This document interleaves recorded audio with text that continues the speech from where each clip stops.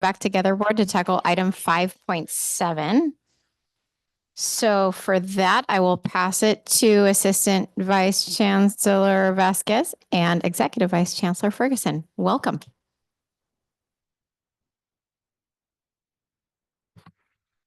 Thank you. Let me just get right into the budget presentation. So the May revision reflects a roughly $12 billion deficit. In terms of revenues, it's about 16 billion lower.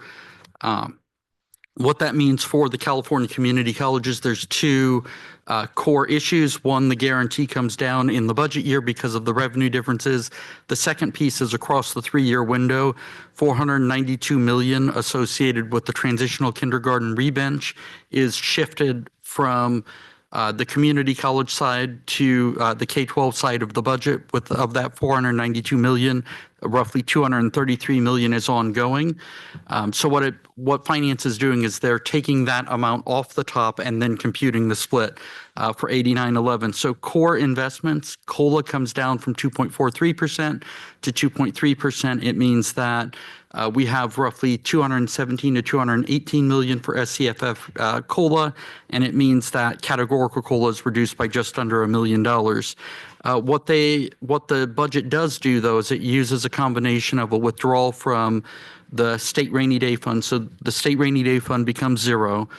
59 million. It uses 311 million in reappropriated monies within our budget that truly are available. And then it uses a $531 million deferral to fully fund a package that in many respects we're grateful for in terms of its focus. It maintains a focus on funding growth and COLA. It maintains a focus on having no deficit factor within the student-centered funding formula.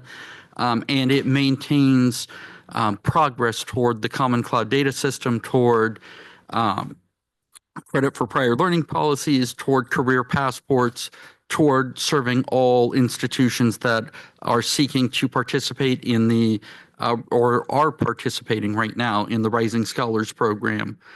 So the treatment of that split is significant to us because that is 492 million that is being allocated or expended for other purposes that aren't community college purposes.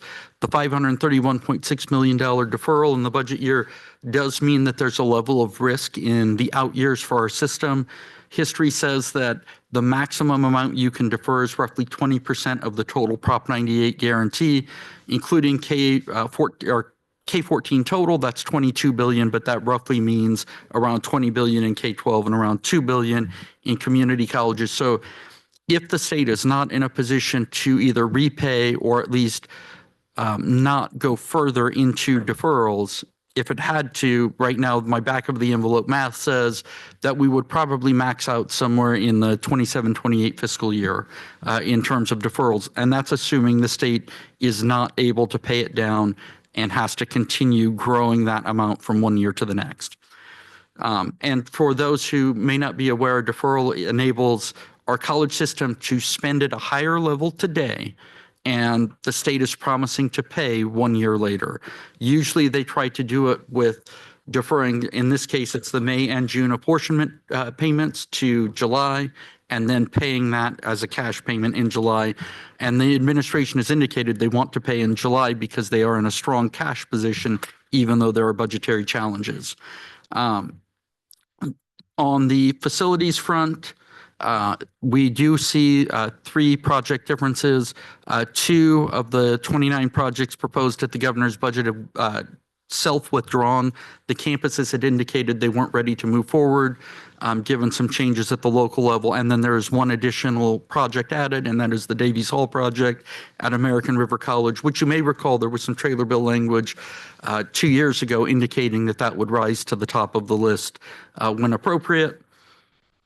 Additionally, in terms of student housing, the administration has conveyed to us that they will not be providing additional resources to existing grantees to cover any cost overruns or overages, that it would be incumbent on the college to locally fund any overages.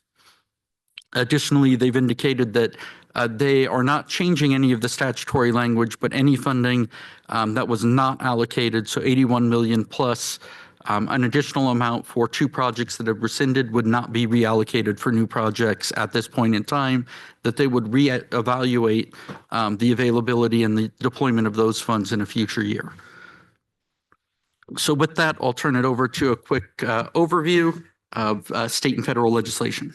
Thank you, Chris. And it will be quick. In fact, you don't even need to pull up the slides. I've been asking. We are, Oh, so I'm hearing from the board that they want to divide these 2 subjects Sure. because there are questions on the budget and not yet on the state and federal update. So I'm going to pass it to member Costa for the first question. Sorry, I got in the first comment because I have to step away for a minute. Thank you so much for the presentation, Chris, really helpful. And thank you for kind of explaining further what deferrals are. I have a lot of different things. I mean, first of all, I do want to express an appreciation. I think generally people have been positive. I just hope my colleagues understand that creating budgets in this environment with this amount of chaos and uncertainty is incredibly difficult. It's incredibly difficult for states. It's incredibly difficult for our districts. There's so many factors here. In all of my years, I've never seen so much uncertainty. And I think it's important to realize that this budget does not in any way, shape, or form take into account the full realization of the federal tariffs, nor any of the terrible cuts that we've all seen they're contemplating in DC. And so this is kind of like best case scenario potentially for this budget year. With that said, I do want to hear a little bit more about the split. I'm incredibly disappointed to hear that, and we'll nerd out, but there is a traditional split in 98 between the community college side and the K-12 side, because up until that, it seemed pretty fair between the 2 of us. So chat a little bit more about that and what you think the likelihood is. And then secondarily, you talked about the deferral.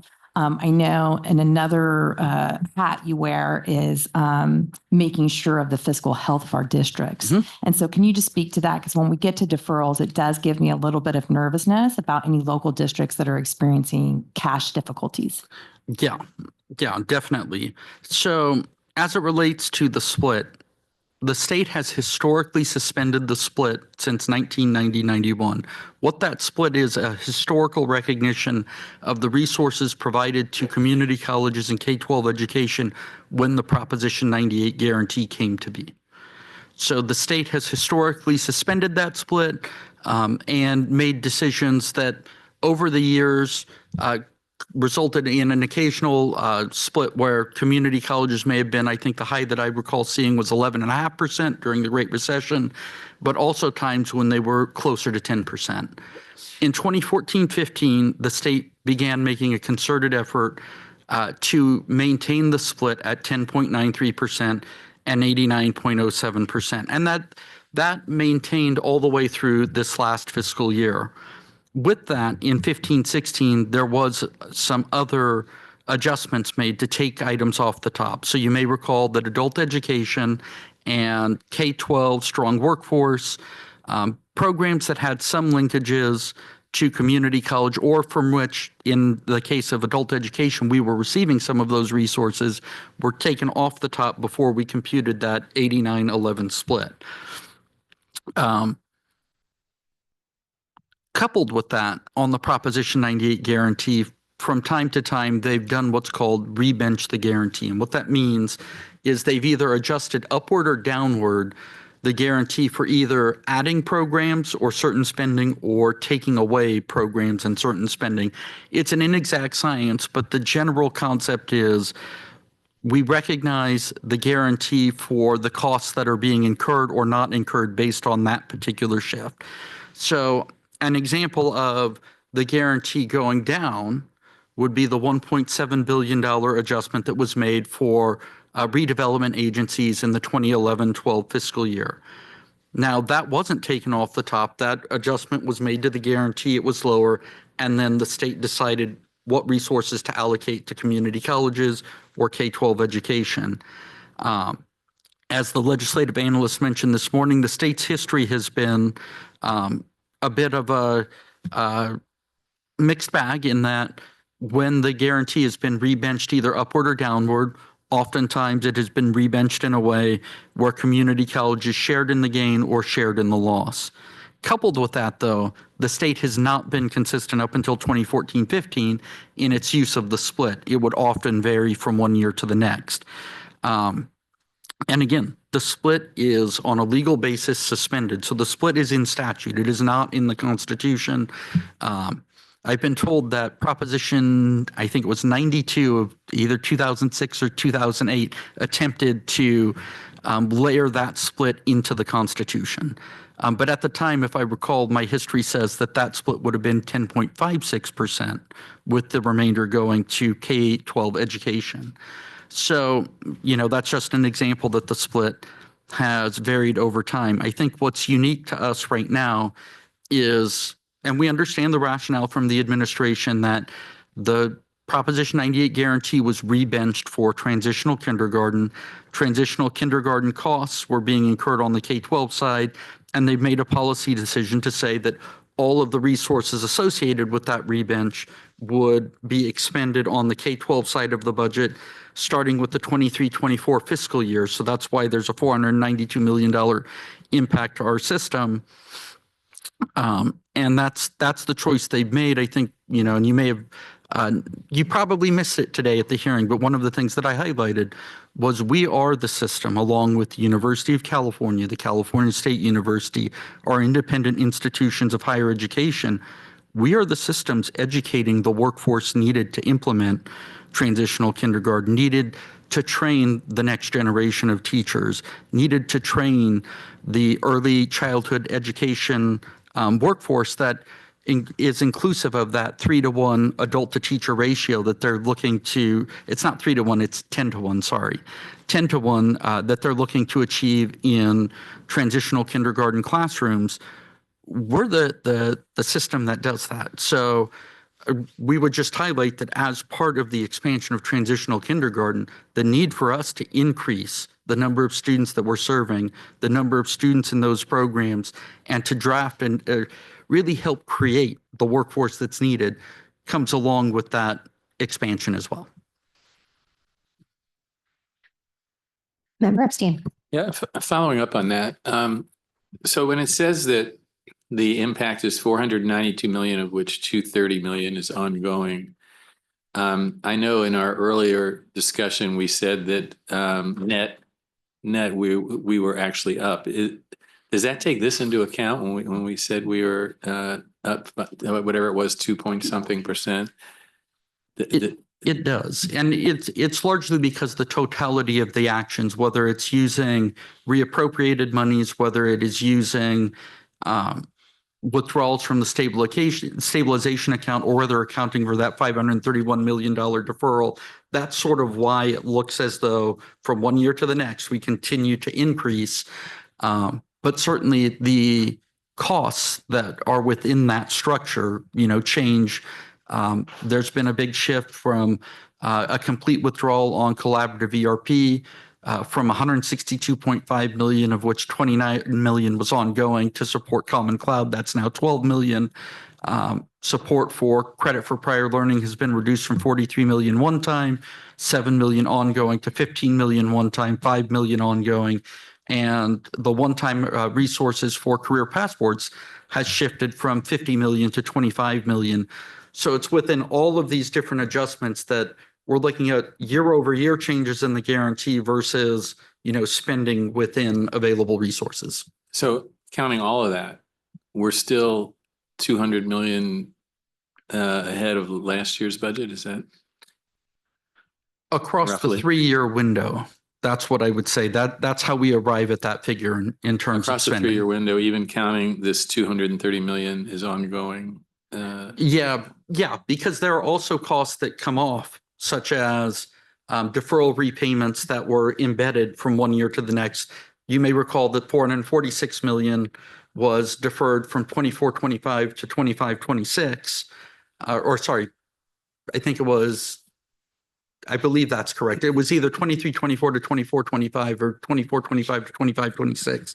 That repayment comes off because it's freed up resources. Mm-hmm. The payment, it was. The payment was made in 24-25. So from a structural perspective, you take that out and say, we don't need to make that payment again. It was done, it's gone. So in the totality of resources, that's how we get to the roughly 200 million. Okay, thanks.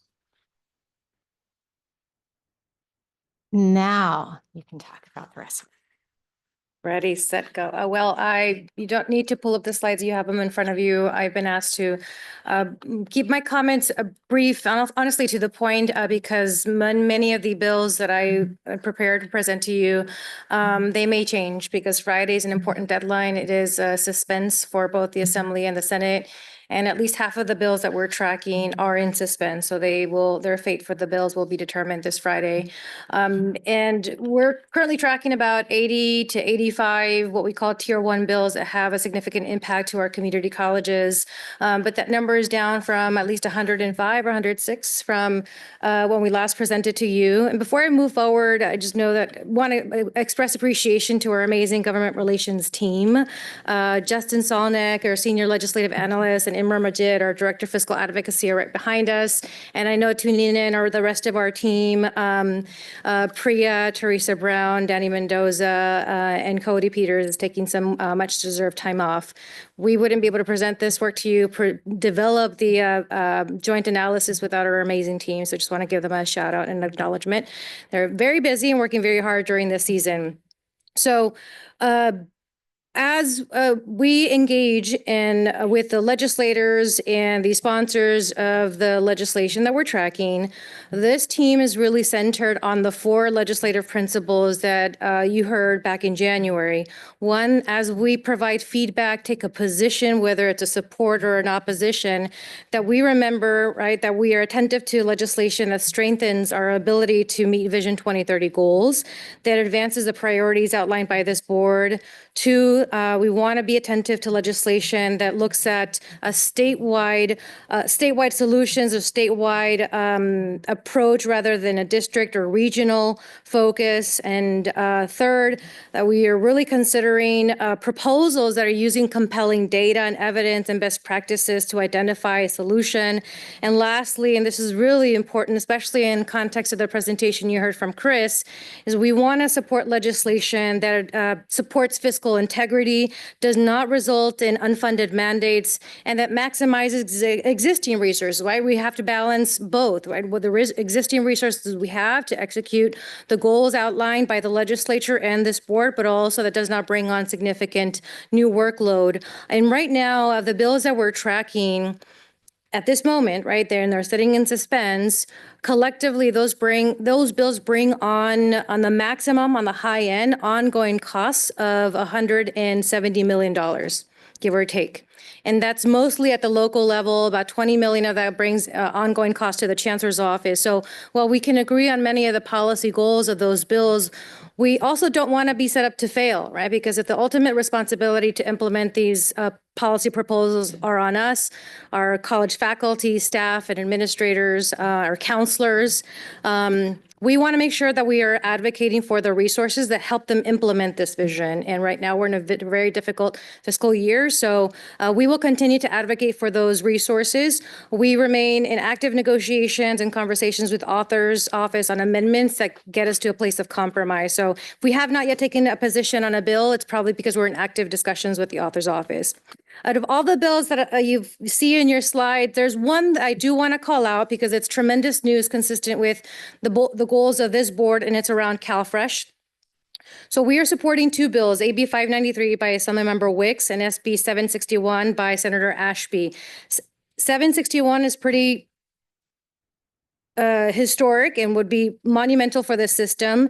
And that would require that any campus-based program of study at a public higher education institution be considered a local educational program that increases employability. So when you apply to SNAP, in California, our version is CalFresh, students have to meet a work requirement, and it's set by the federal regulations, 20 hours per week.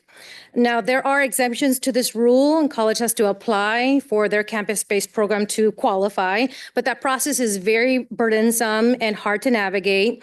And it actually excludes most of our students from being eligible. Even though our system has the vast majority of students who are eligible, we actually have the lowest participation rates of any system of higher ed here in California. So this bill would actually open up over 220,000 students to be eligible, community college students to be eligible for CalFresh. 220,000 students. That's equivalent to bringing in $513 million in food benefits to the state of California. So we proudly submitted our support to that bill last week. Do you have any questions on legislation? Member Epstein. I just have one. AB 695. I read the little one sentence summary. So I was wondering just how big a problem is this that for those of you who didn't check it out, it exempts community college students from non-resident tuition if they are deported and then re-enroll in an online program. And is this something, are there a lot of students being deported? What do we know about that? So I wouldn't characterize it maybe as a problem. It's hard to capture like how this is happening at the local level and how many students are being impacted. And this bill is very similar to existing law that colleges have to follow.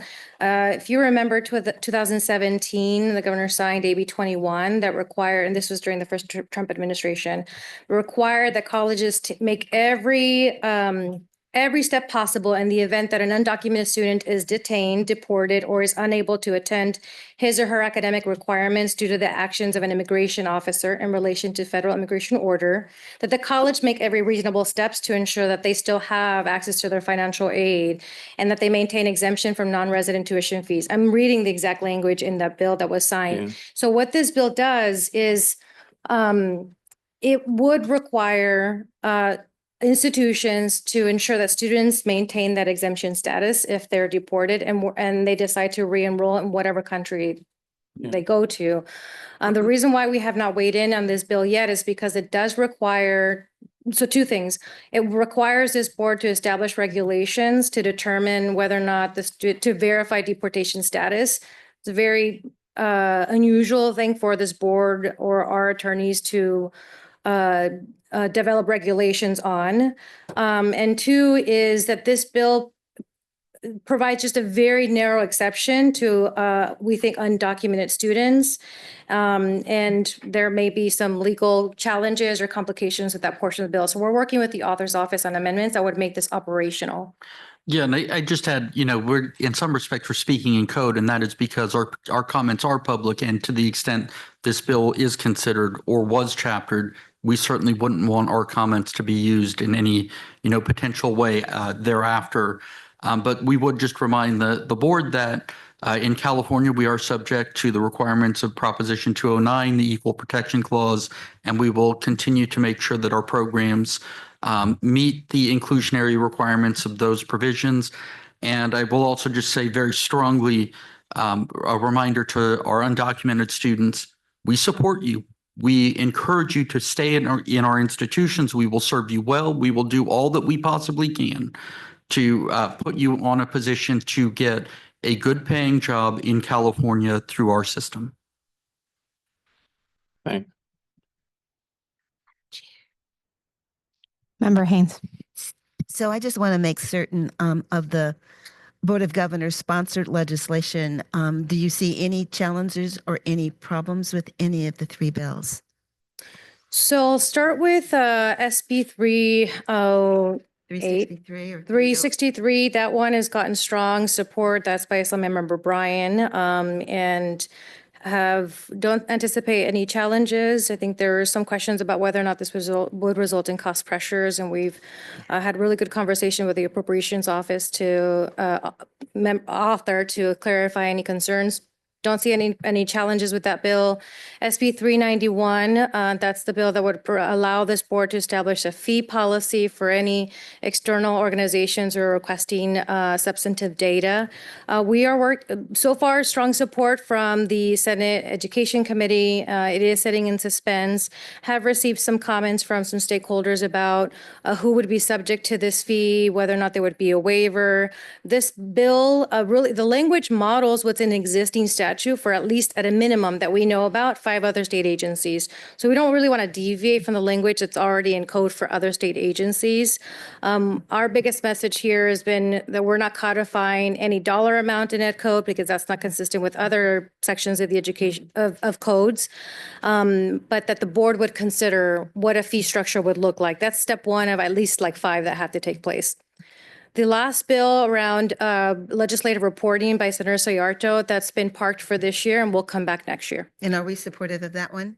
Yes, yeah, Okay. this is our sponsored bill. Great. Thank you very much. Any other board comments? We'll take public comment. Public comment period on item 5.7 is now open. I will hand it over to Vice President Rawlings to begin with public remarks in Sacramento. All right, we have 3, Wendy Burrow Winecoop, Marissa Johnson, and Larry Galizio. Come on up.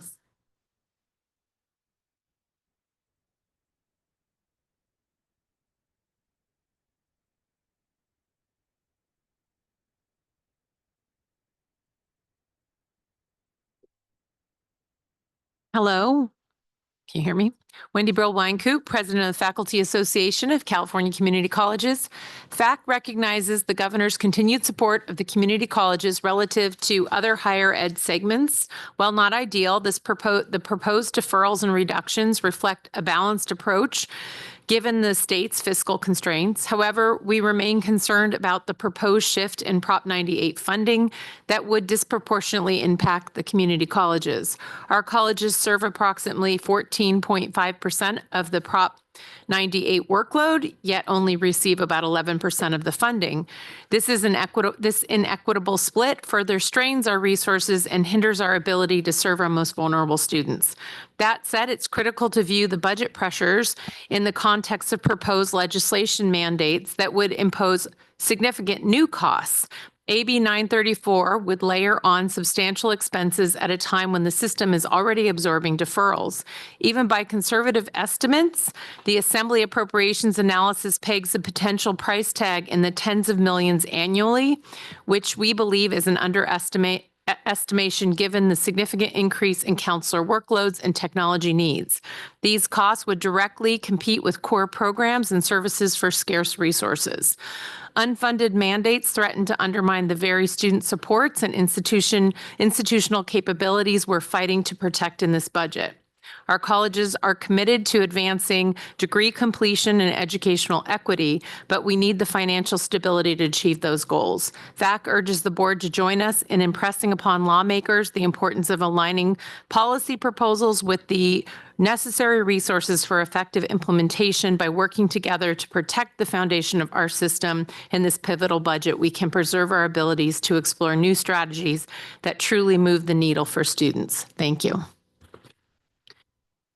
Greetings, board members. Marissa Johnson with the Campaign for College Opportunity, an organization that is dedicated to ensuring all Californians have access to higher education as well as succeed through those systems as well. I'm here to talk about a bill that was brought up by stakeholders, brought up at different points of the agenda today, AB 934, sponsored legislation. AB 934 seeks to recognize the work that students have already done and awarding those who have already completed those degrees. While also requiring colleges to proactively provide education plans that would ensure students have clarity on what's required to achieve the long-term goals that they have. Over 10 years ago, the Campaign for College Opportunity and SoCalCan co-sponsored a bill very similar to AB 934. That one was unsuccessful because of behind the scenes conversations, but it sought to do similar things. It would have required the community colleges to acquire a degree auditing system and retroactively award degrees to students who had earned them. And since then, obviously, a lot of advancements have happened at the community colleges. A lot more of the colleges themselves have acquired degree auditing systems. Some of them have taken on some of this work independently as an enrollment strategy. And so we have been working closely with the Chancellor's office and consulting with some of those colleges to really understand and ensure that this legislation is phased in a way that is implementable with the current limitations at the system. And so we wanted to make sure that colleges community college students, through no fault of their own, don't slip through the cracks, and that they receive things that they have earned. And so that's why we're retroactively asking to go back to the COVID-19 pandemic and the students who we know urgently had to stop out then. Thank you so much for your time and your commitment to students, and we look forward to continuing to partner with you.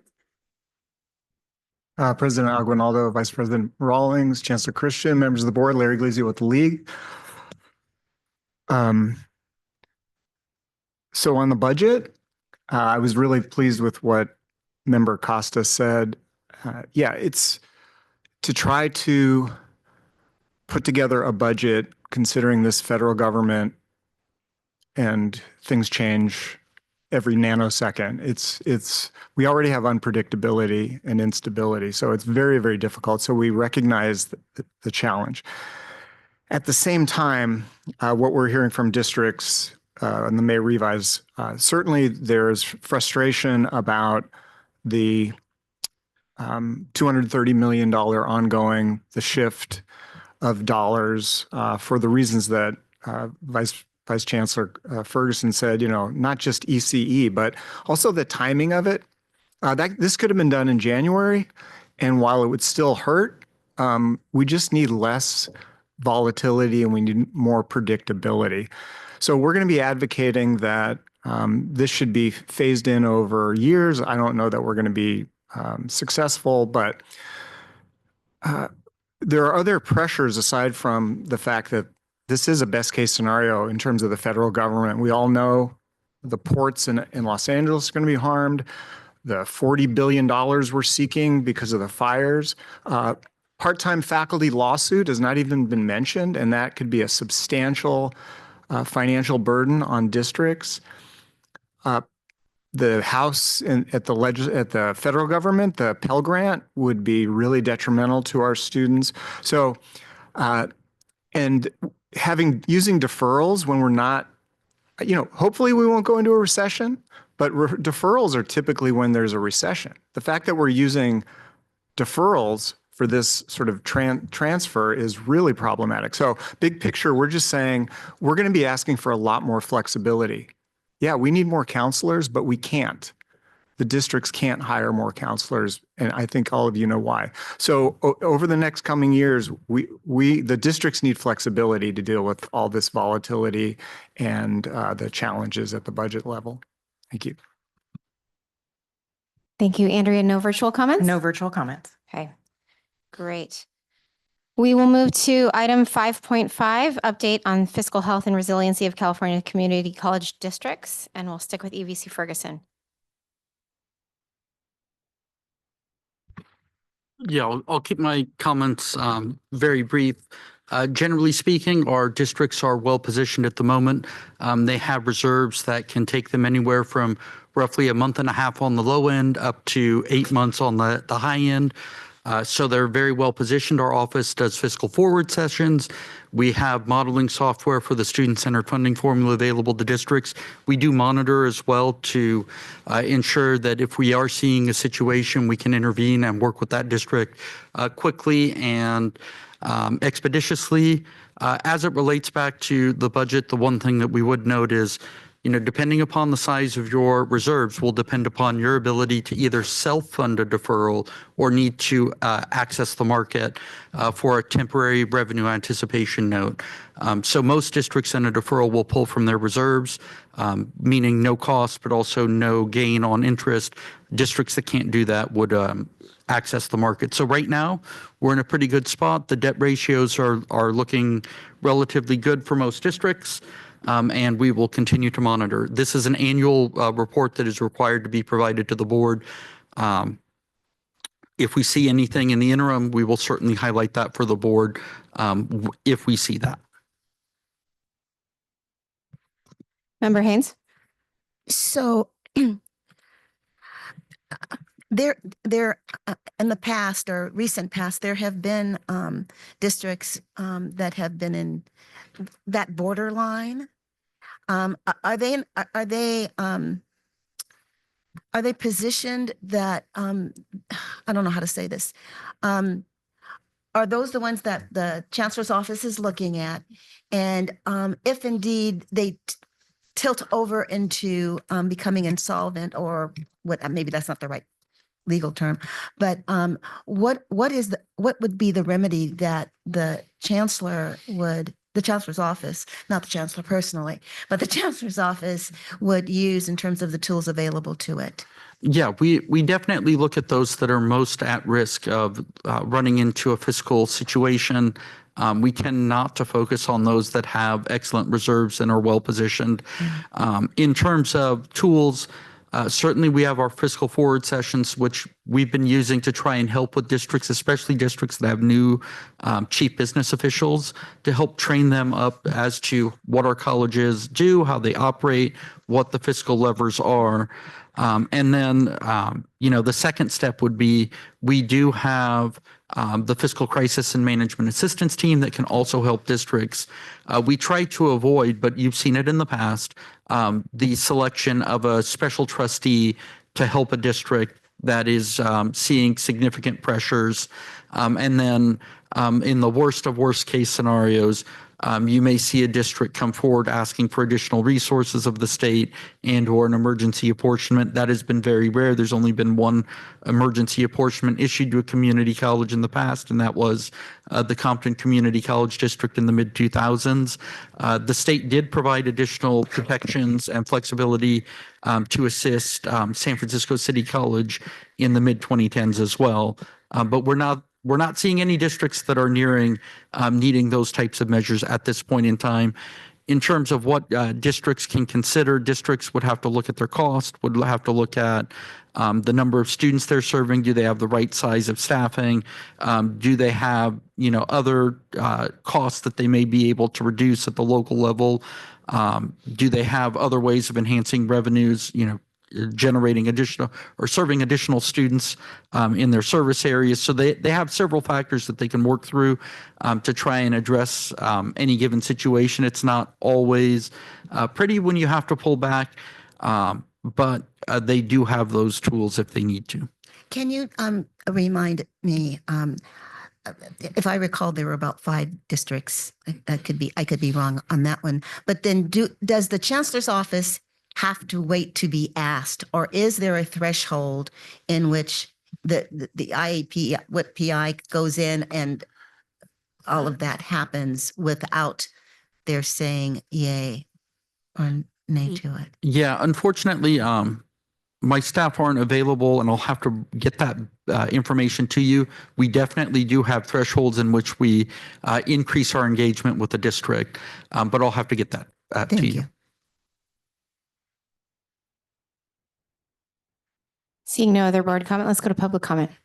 The public comment period on item 5.5 is now open. President Aguinaldo, we have not received any in-person remarks and no hands are raised. Great, thank you very much. We have a few more items left, team. So let's move swiftly to item 4.1, which is approval of contracts and grants. We'll stick with UVC Ferguson for that one.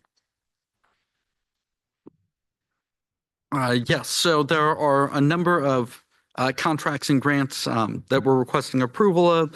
I'll just walk through a few of the technology related items. They are coming directly out of our technology funding. They are also coming out of our cybersecurity technology funding.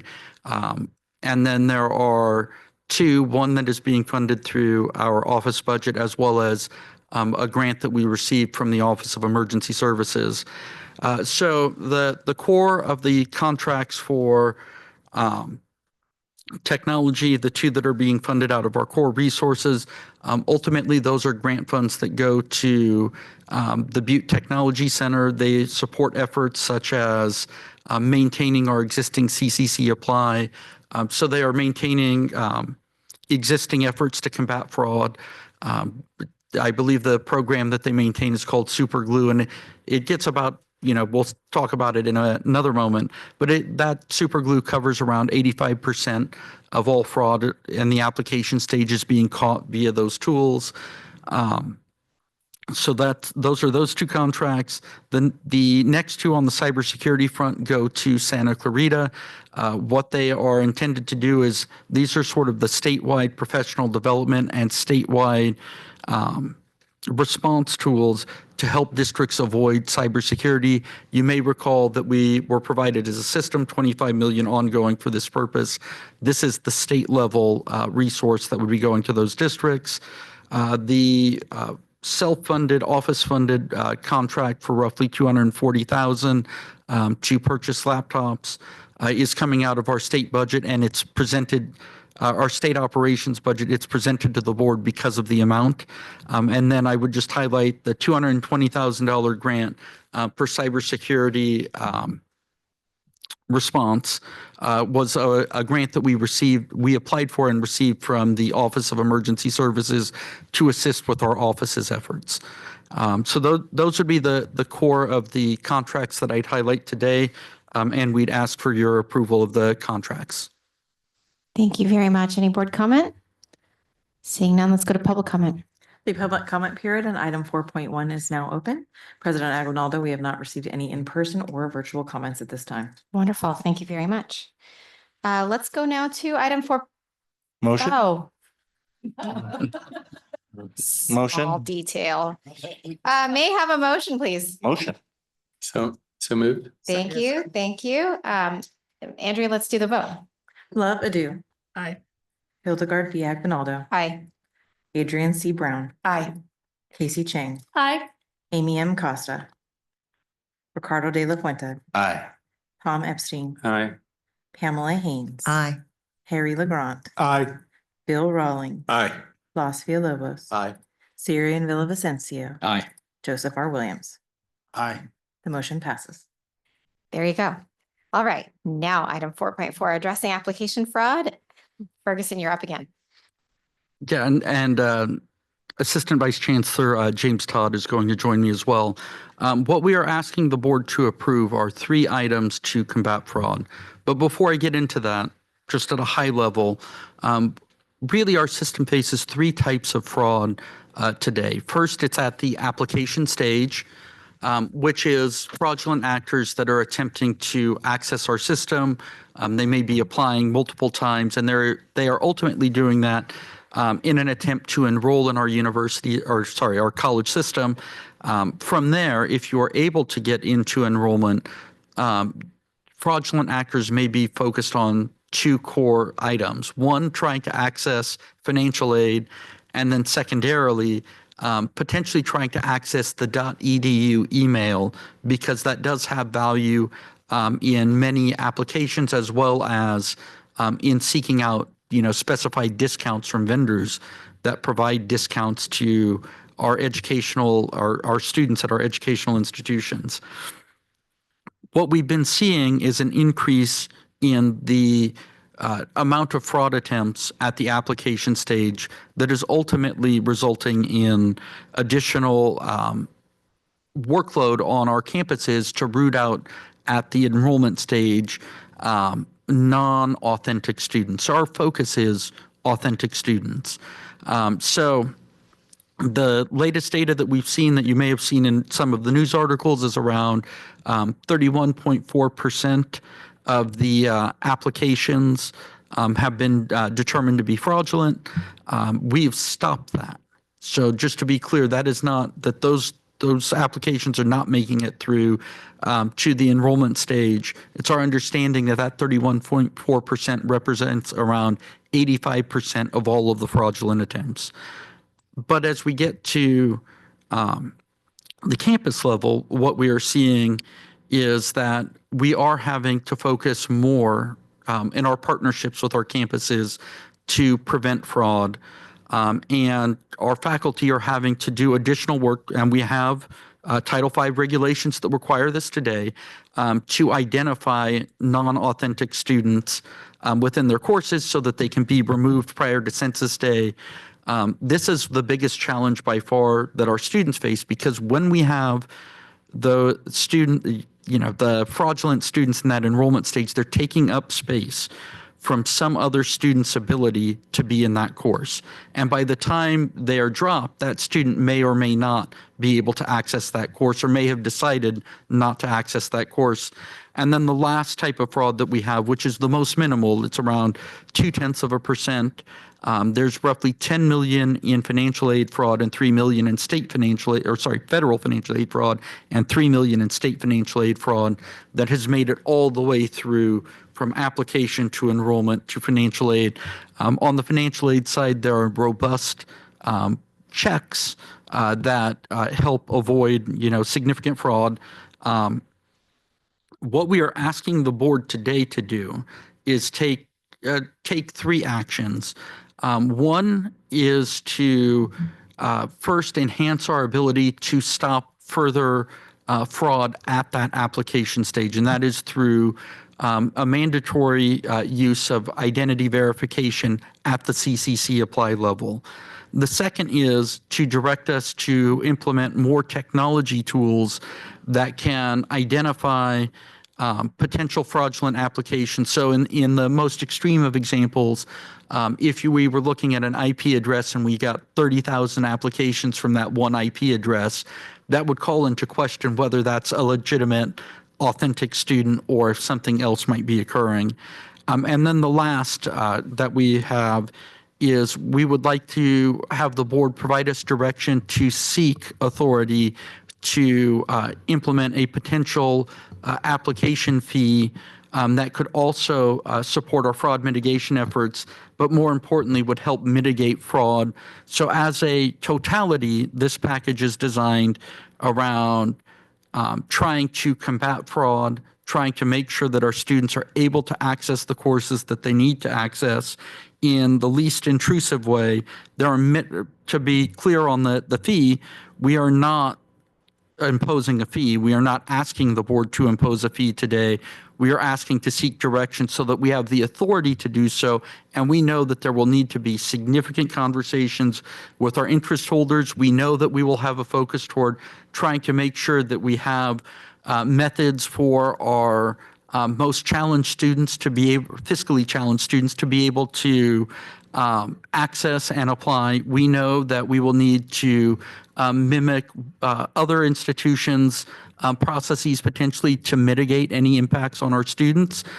We know that we're doing this and requesting this to address the needs of our students and the ability to ensure that we have authentic students on our campuses. And we do so in partnership with our institutions, because it's not just something the chancellor's office can do on its own. We need the continued partnership and engagement of our campuses, because it really is a multi-level approach to combating fraud.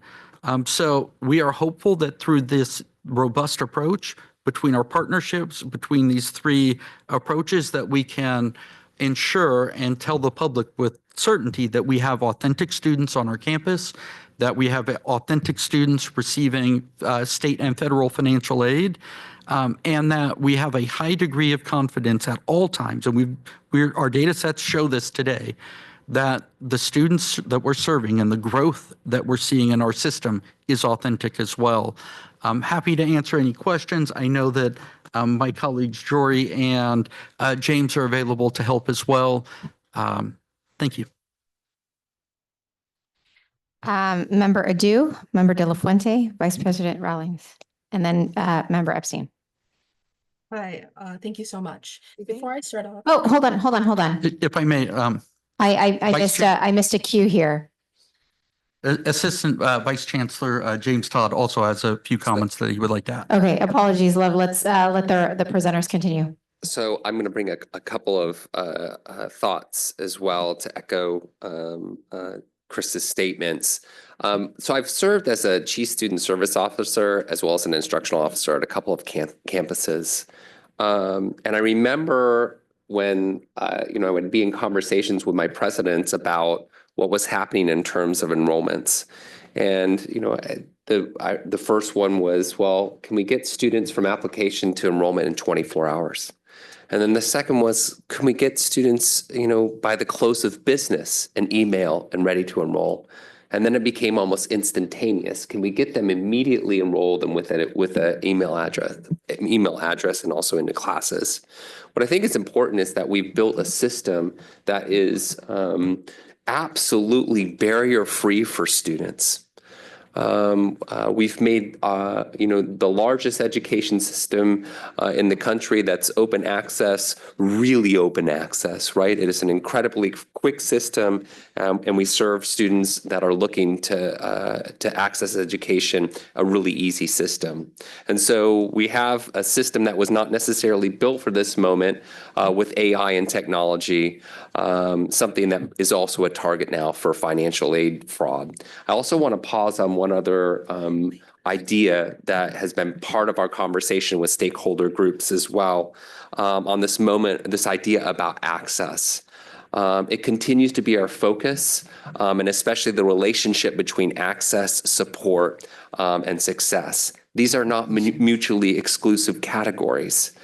Vision 2030 really goes beyond the vision for success in re-envisioning access for our students. So the reason I like working for my boss and for all of you is that I wake up every morning knowing that Chancellor Christian doesn't want us to serve 2.1 million students. She'd like us to serve 3 million students. And that access has really meant building partnerships with employers, worker-based organizations, county support systems, philanthropic foundations to grow our access, support, and success for students. And you can think about all the innovative work that we've done to grow and invest in, from our efforts with United Domestic Workers, providing access to credit for prior learning, onboarding into college pathways, to our work in Inland Empire, building access to healthcare support. So we've got to understand that access is multifaceted, and it's something that we continue to relentlessly pursue in our system. And so I bring up that context because some of our initial fears around an application fee is that it's going to have implications for access for students. But I want us to think more holistically as well about all of the work that we're doing as a system to ensure access to support, access to enrollment, access to all of the resources that we have on our campus continues to be something that we relentlessly pursue as a system. And so an application fee is not something that we would take lightly. And when we ask for the ability to have the authority to have that in place, is something that we've had real comprehensive conversations about. And so it's important that we leave no stone unturned in providing options for mitigating fraud. A few other pieces is that there are ways that we can engage this with our stakeholder groups that model other systems. And so the CSU does not experience the same fraud that we have. If you think about it, it's not the same open access system as ours, but they also have regulation. They have a ed code and statutory authority to do this, and then they also have an entire set of regulations in Title V, of which also outline through thoughtful work ways that they can provide exclusions. And so the discussion around how might this impact potential students, there's in their own regulations, they also have exclusions for students with financial hardship. And so we can think about ways to model this by looking at our other systems that also have those kinds of provisions inside of the ways that we might deploy something like an application fee. So at this moment, just to reiterate, like, our commitment to access is something that we relentlessly pursue, that we're only looking at statutory authority right now as something that we would have given the timeline that we also have in this legislative process, and that we would engage, I think, as Chris was saying, all of our stakeholders in the way we might deploy this, design it, and implement it if it was needed. And if it's helpful, Chancellor Christian quickly grabbed on to 6 million students when we increased recently, and she said we can get there too. Yeah, I started lower just because it's actually, I'm able to process it. All right, George, did you have anything else to add? I'll just be very brief because I know the hour is late. You heard the presentation this morning about that also touched on fraud.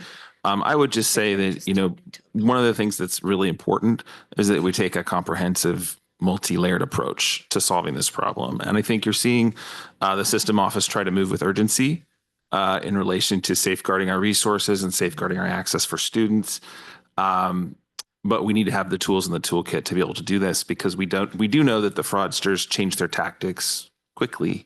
And so by bringing this ecosystem together, these different layers, it gives us, you know, really the best chance to eliminate the fraud fully from our system. Okay, excellent.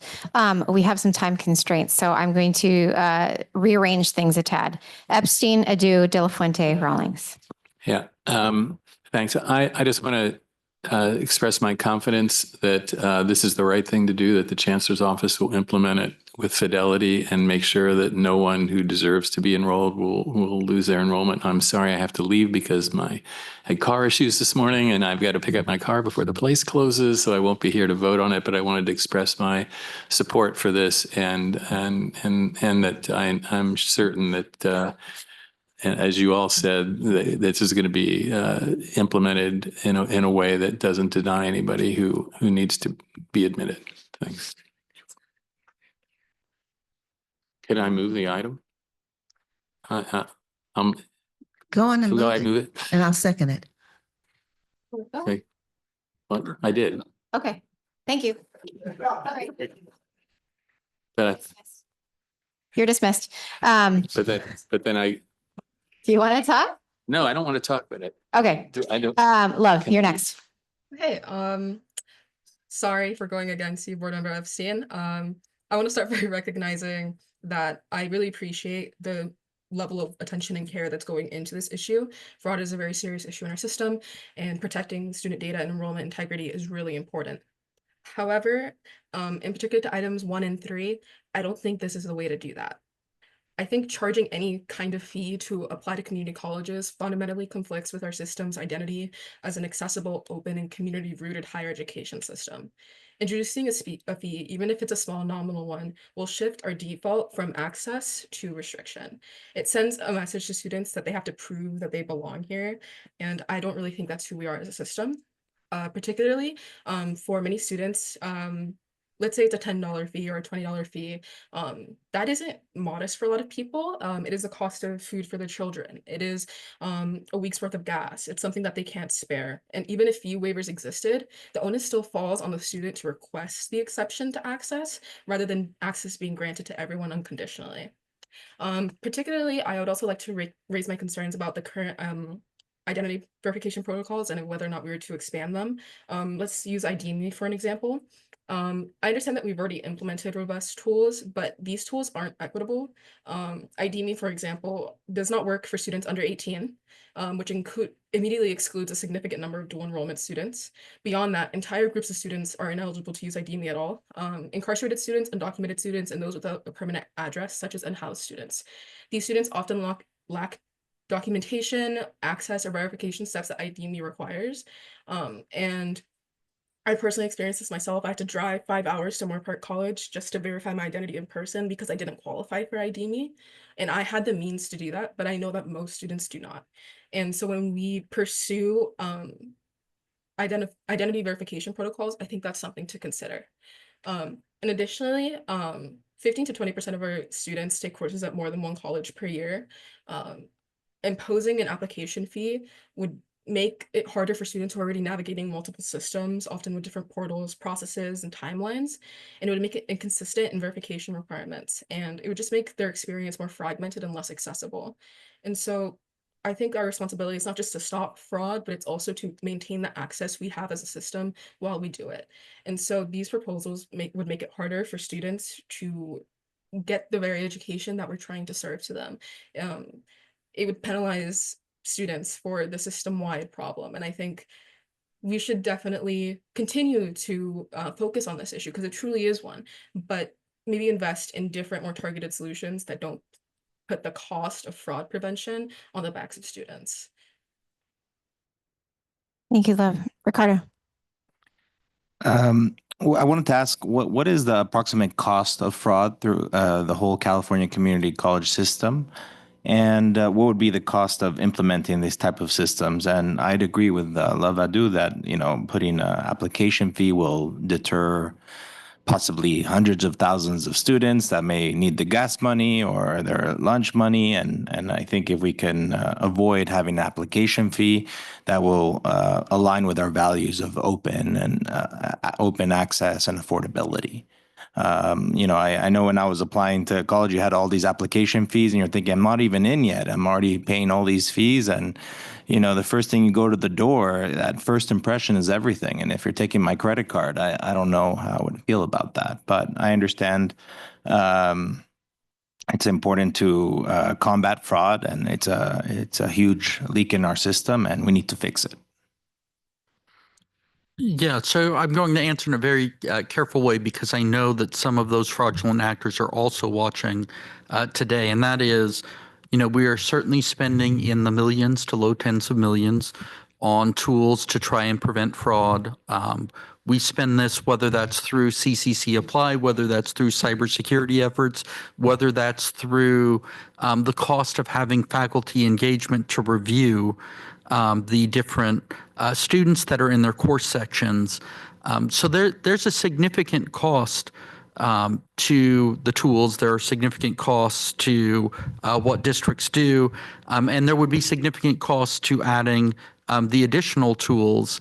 But what we would do for identity verification and for additional, you know, AI, algorithmic tools, technology tools to combat fraud is we would look to our existing resources, the existing 25 million, the existing over 40 million for technology purposes to fund those costs. And we would have to make choices ultimately around the levels of support that we provide for other technology services because of that. Thank you. Brown, Costa, Rawlings, Chang.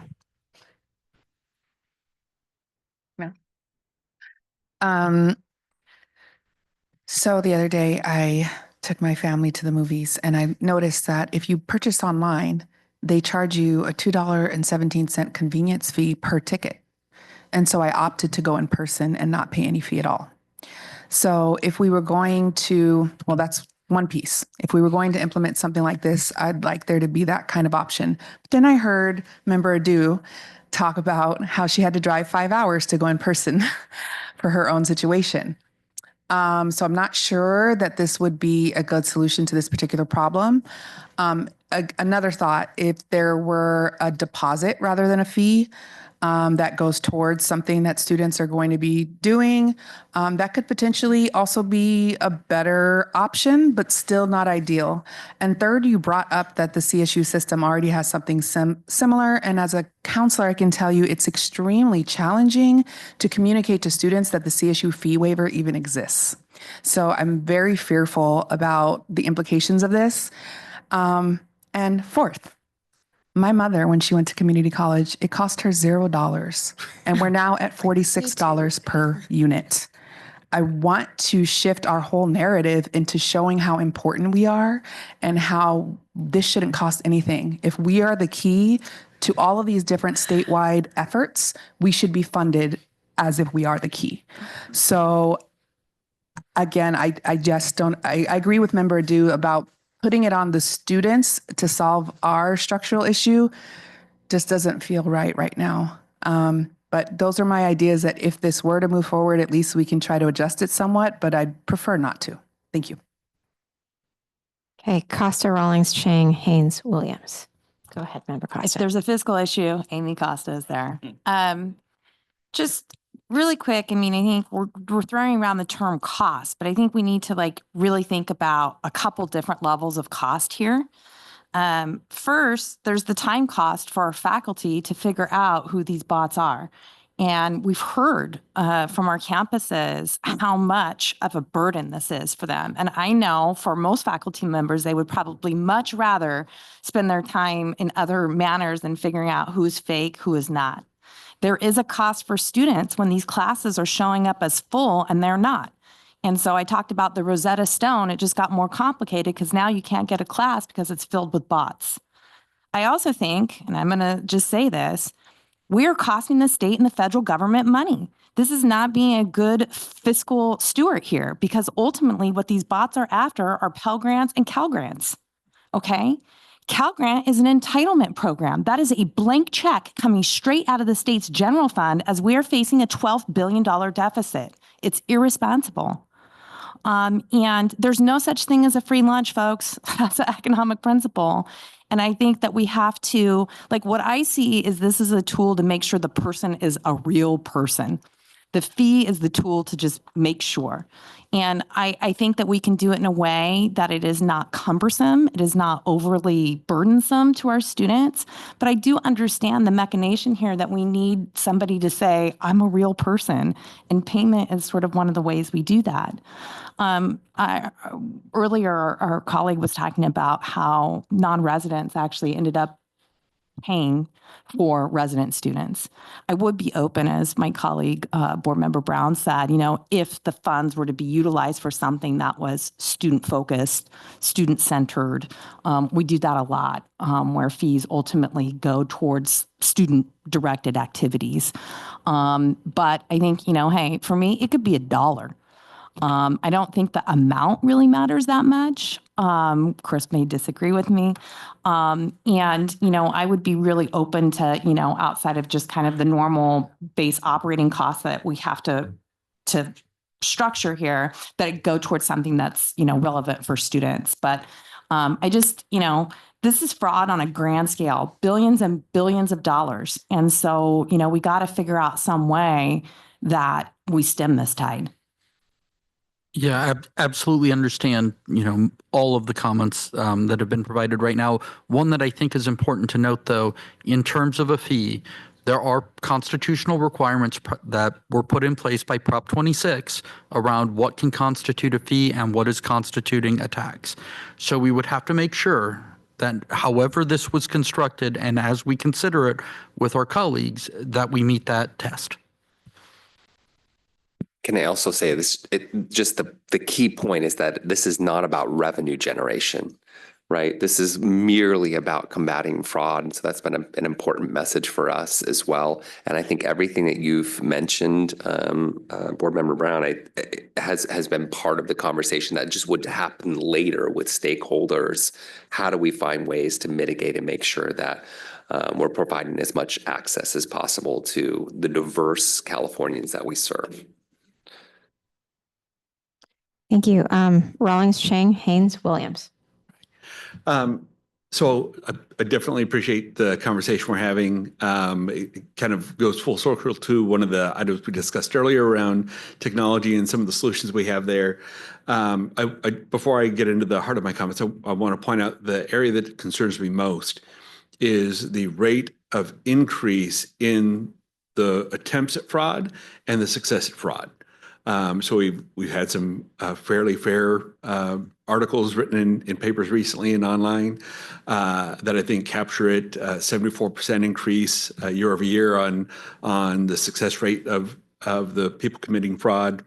And so that's a concern. So the rate of increase, even though we've been dealing with this a fairly short period of time, is an area of concern. We don't want to have that rate of increase continue. We need to do some things to stem that, right? And so when I think about the ways that we can stem that, it gets into, I think, Jory, you mentioned it earlier about how it's a multi-layered, multifaceted approach to solve this. And this is, I know where you're at because I see it in the item here in front of us. But it's important when we think about the potential authority for the application fee, that we're taking the ideas here holistically, right? So like layer one of our security is a tool like end-to-end. And we have this automatic detection that helps combat AI with AI, right? And combat bots with bots.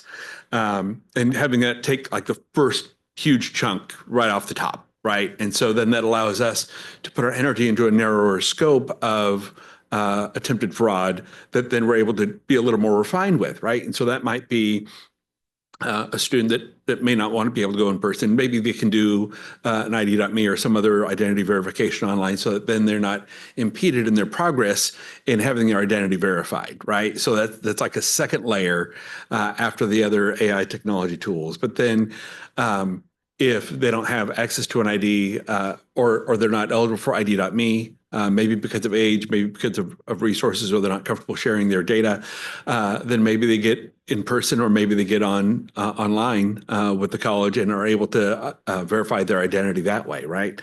And then the last layer after all of that really is the on-campus personnel, the faculty in the classroom, which right now is where the burden of a lot of this work lay, that they would be like the last bastion of support and identity verification for us, right?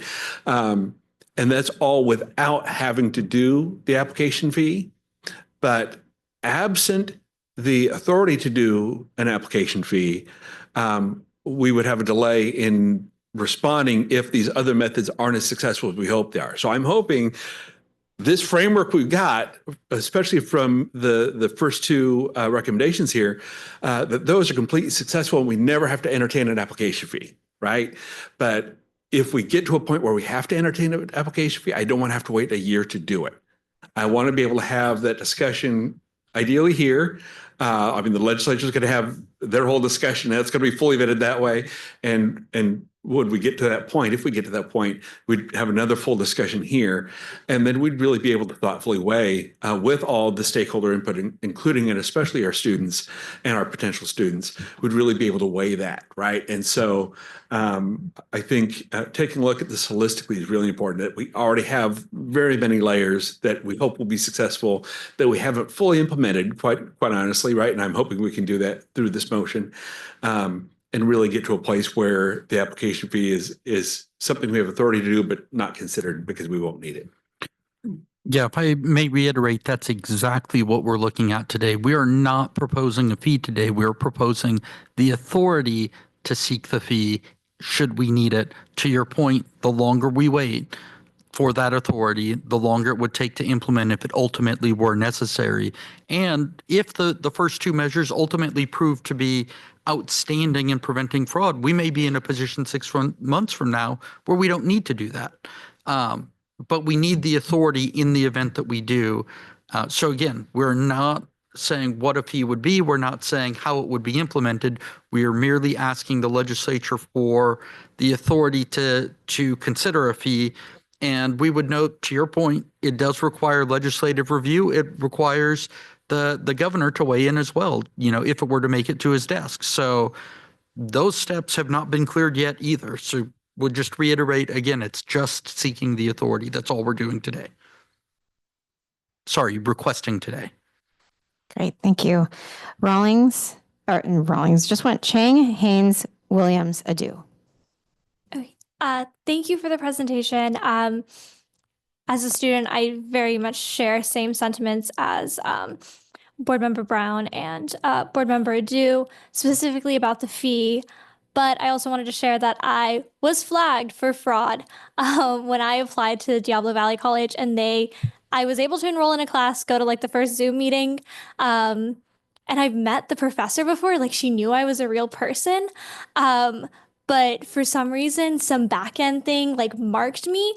And then my Canvas shut down and the class wasn't there anymore. And I was like, oh, I was dropped. And then I was like, oh, well, that sucks because I want to take this class. And then the college that I had didn't have a very safe way to verify my identification. They point blank just asked me to either come in person, which I didn't have a car at the time, so I wasn't able to, or send my government documents scanned through email, which not the safest thing and the number one thing people tell you not to do. But I had no other choice because I wanted to take the class and I needed the class. So hindsight wouldn't have done that and would have just figured out someone to drive me over to the college. But it was an hour and a half away. It was very inconvenient for me to go in person. And then at the same time, I do have concerns about the fee because whether it's less than $10, $20, whatever it might be, for some students, that's gas, that's food, that's whatever you might need as a basic needs necessity. And education maybe isn't your priority, but it's also a gateway to a better situation, a better job, whatever it might be. And so I think it's really important to focus on the first two, but with ID.me, make it more accessible, make it in a way that it combines with CCC Apply, which we're now reinventing. And we just approved last board meeting, but doing it in a way that it's fine for people who are less than 18, because we want to have more access for our dual enrollment students. We want to have more accessibility for all students in general. And that's true if you don't have a permanent address, or if you are living in a situation in which like that's not where you might be couch surfing. I've met a lot of students who are in these situations, and it's just very concerning. And a barrier like a fee, I do think we need to emphasize the first two rather than the latter. But I do understand that fraud is really impactful, especially when I'm waitlisted in a class. And if I don't get it because of bots, I'm going to get really mad. Right. Haynes Williams, Adu. I'd hate to see you really mad, so we're gonna try to work. We're gonna try to work with you. I want to associate my comments with just what Casey said relative to the issue of a cost. Always can have ramifications relative to students and their ability, because they'll stop the process, and so I think most of us get that, even sitting at the table.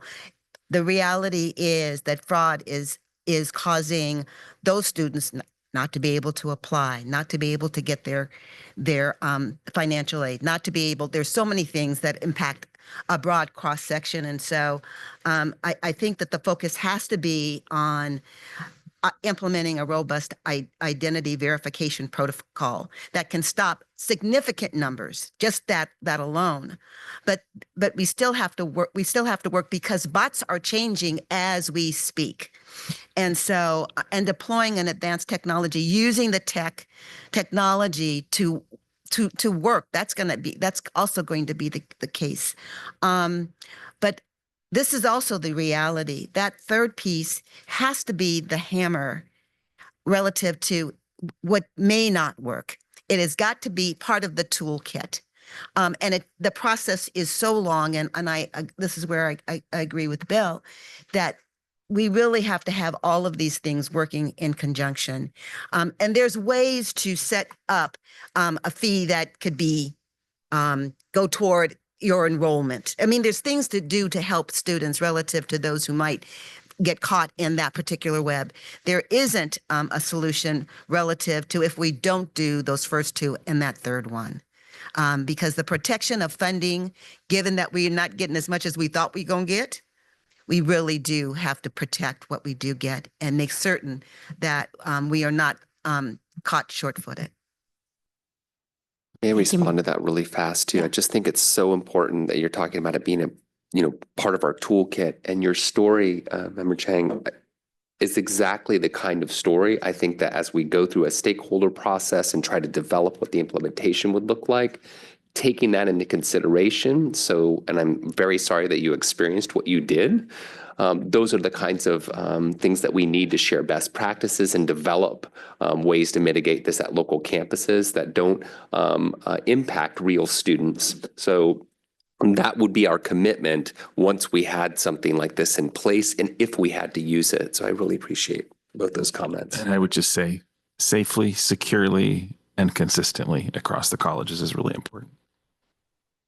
Thank you. Williams, then Adu. So I agree with both sides, what Amy is saying and what the student perspective is saying. And so I think communication, I would have preferred to seen this go to a committee first, vet it. The utilities, they achieved a 26% increase in utility rates, and people did not rush into the streets and protest. And it was how they communicated the rate increase. And, California community colleges are among the cheapest in the country. That's not part of the narrative that you're sharing.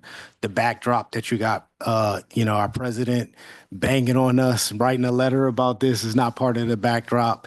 And then my concern is how districts are going to have to communicate this to students. And so, the ideas that come to mind is finding a strategic partner that can provide benefit for the fee. If EA Sports said, hey, you get a free membership to, something, if I'm going to pay, what am I getting? It's not my fault that you have infrastructure issues if I'm a student. So I'm just paying.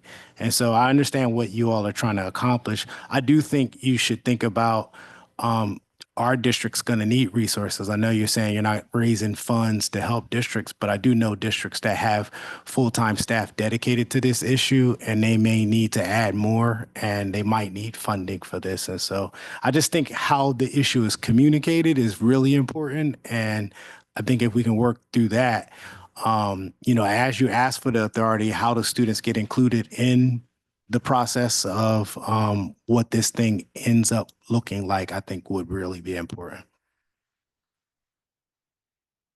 Thank you. Member Du.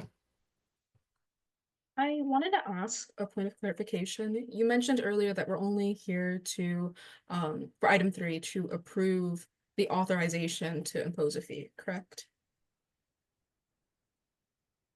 We are actually asking for direction to seek legislation authorizing us to implement a fee. We would not be universally able to implement a fee based on this action. It would still require legislative action and legislative consideration, as well as consideration by the administration. So no, today there would be no fee. There would be no possibility that we could implement a fee. We are simply asking for, to your question, the authority to, or the direction to ask the legislature for the authority to implement a fee. Oh, okay. And so to provide further clarification,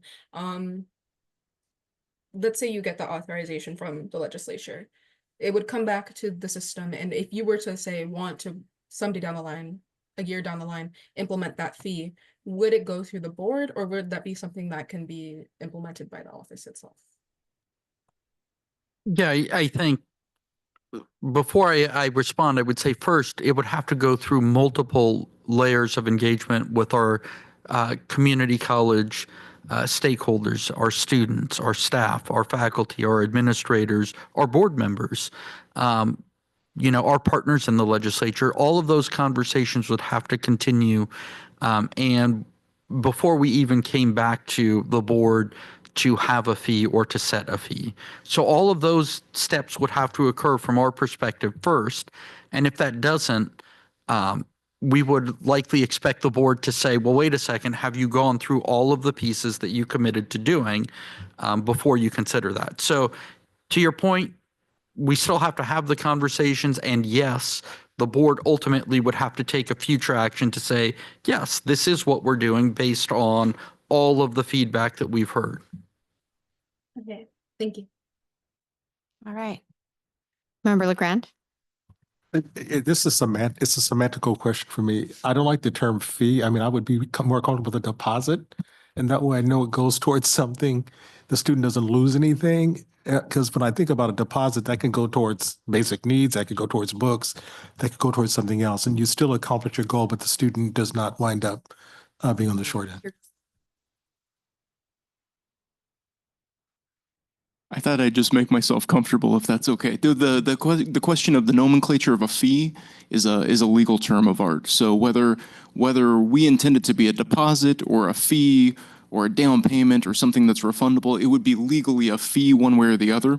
And just to support what's been presented thus far within the community college system in the Ed Code 70901 and 70902, college districts are only authorized to impose student fees that have been statutorily authorized. So there has to be statutory authorization for all fees in our system, whether those are mandatory fees like enrollment fees or permissive fees like a transportation fee. There's a laundry list in the student fee handbook of both mandatory and permissive fees, but whether they're mandatory or permissive, all fees require statutory authorization, which is why we couldn't, as a Board of Governors, impose a fee for an application, just as we sit here.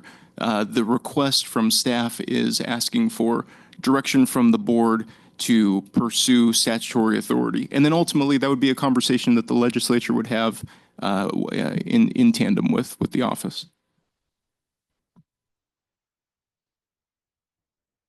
Can you just clarify again? Like, so if we collect funds, what can they be used for? Are you saying it only can be used for the purpose it was collected for?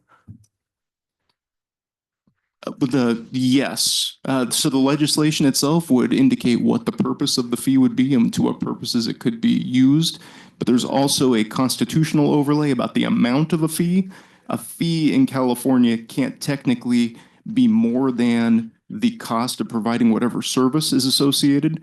Otherwise, it would be a tax. So there's multiple layers here. One would be the question of what is the purpose of the use of the fee, the money that is collected from the fee, and the second would be the amount, and there are restrictions on both.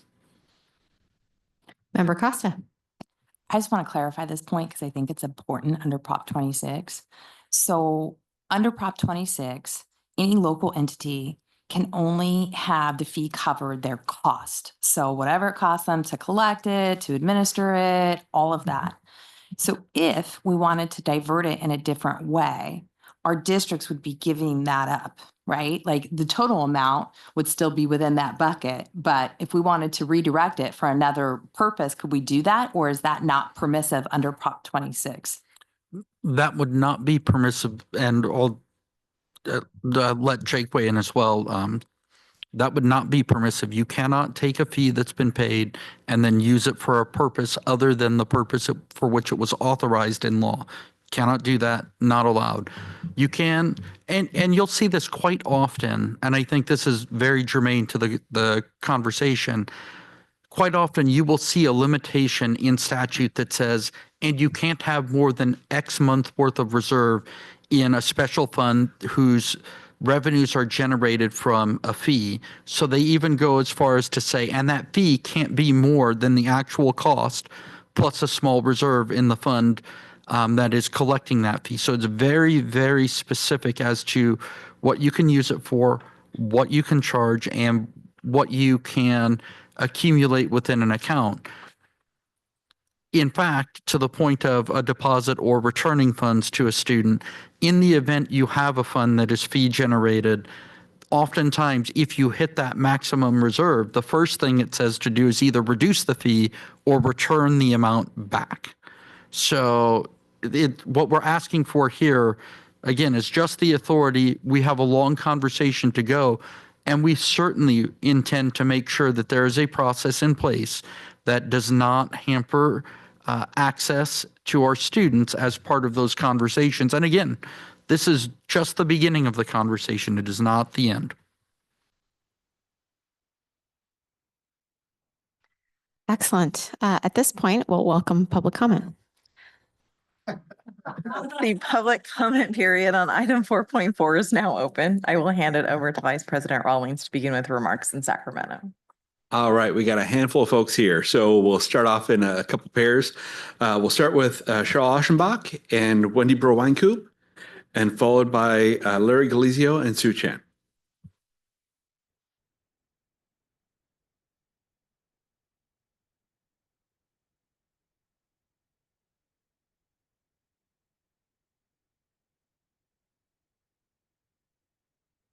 Good afternoon. Again, Cheryl Aschenbach, President of the Academic Senate for California Community Colleges. I want to share, I appreciate this conversation and want to share that at the Spring 25 plenary session, Academic Senate delegates passed Resolution 114.04, fraudulent bot enrollments at California Community Colleges. It said in part resolved that the Academic Senate commend the California Community College Chancellor's Office on efforts already underway to mitigate fraud, including enhancements to CCC Apply, and resolved that the Academic Senate recommend that the Community College Chancellor's Office assess the extent that fraudulent enrollments are affecting apportionment received by community college districts under the student-centered funding formula and advance mitigations to offset negative impacts. And third, resolved that the Academic Senate urged the Chancellor's Office to increase efforts towards supplying disaggregated data by district or provide an explanation for why providing such data is not in the best interest of the colleges. as well as provide system-wide technology funding to help colleges' efforts to understand and combat fraud in enrollment and financial aid. I think this conversation has shined a light on the ongoing efforts as well as additional intentions to combat fraudulent bot enrollments. It really does take a systemic approach and funding to help to make sure that local colleges are both encouraged and have the ability to deploy solutions. It's critical that we erect barriers to deter the fraudulent actors while balancing the open door access that we've heard so much about. It is a point of pride. I think we heard that earlier from one of our students.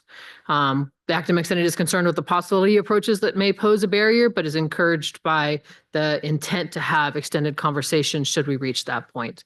So just thank you. It's important that we continue to have these conversations. Wendy Brill Weinkoop, President of the Faculty Association of California Community Colleges. First, I want to sincerely thank the board and the Chancellor's Office for recognizing the magnitude of this problem. Fraudulent applications create significant challenges for faculty and staff on the ground, and we deeply appreciate the seriousness and urgency of which this issue is addressed. FACT shares the goal of stopping fraud and protecting the integrity of our system. As we consider solutions like ID, verification, and application fees, we hope to move forward in a way that doesn't inadvertently create barriers for the very students we are here to serve, particularly those who are already navigating significant challenges.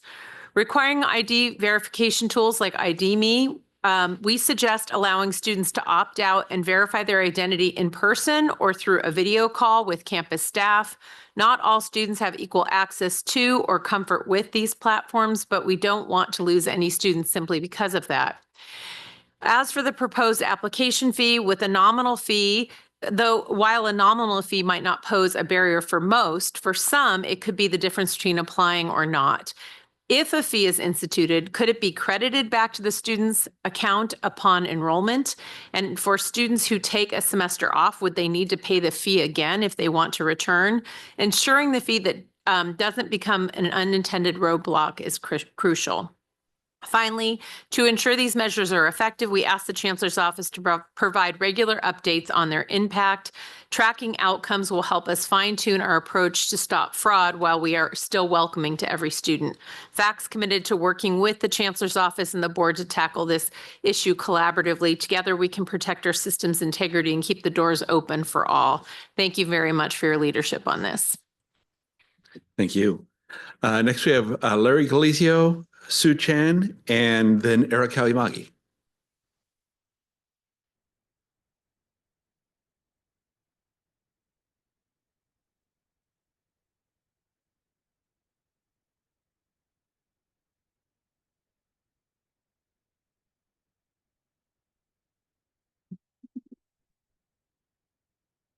President Agrelano, Vice President Rawlings, Chancellor Christian, and members of the board. I'm Sue Chan, and I am the new president of the League's trustee board.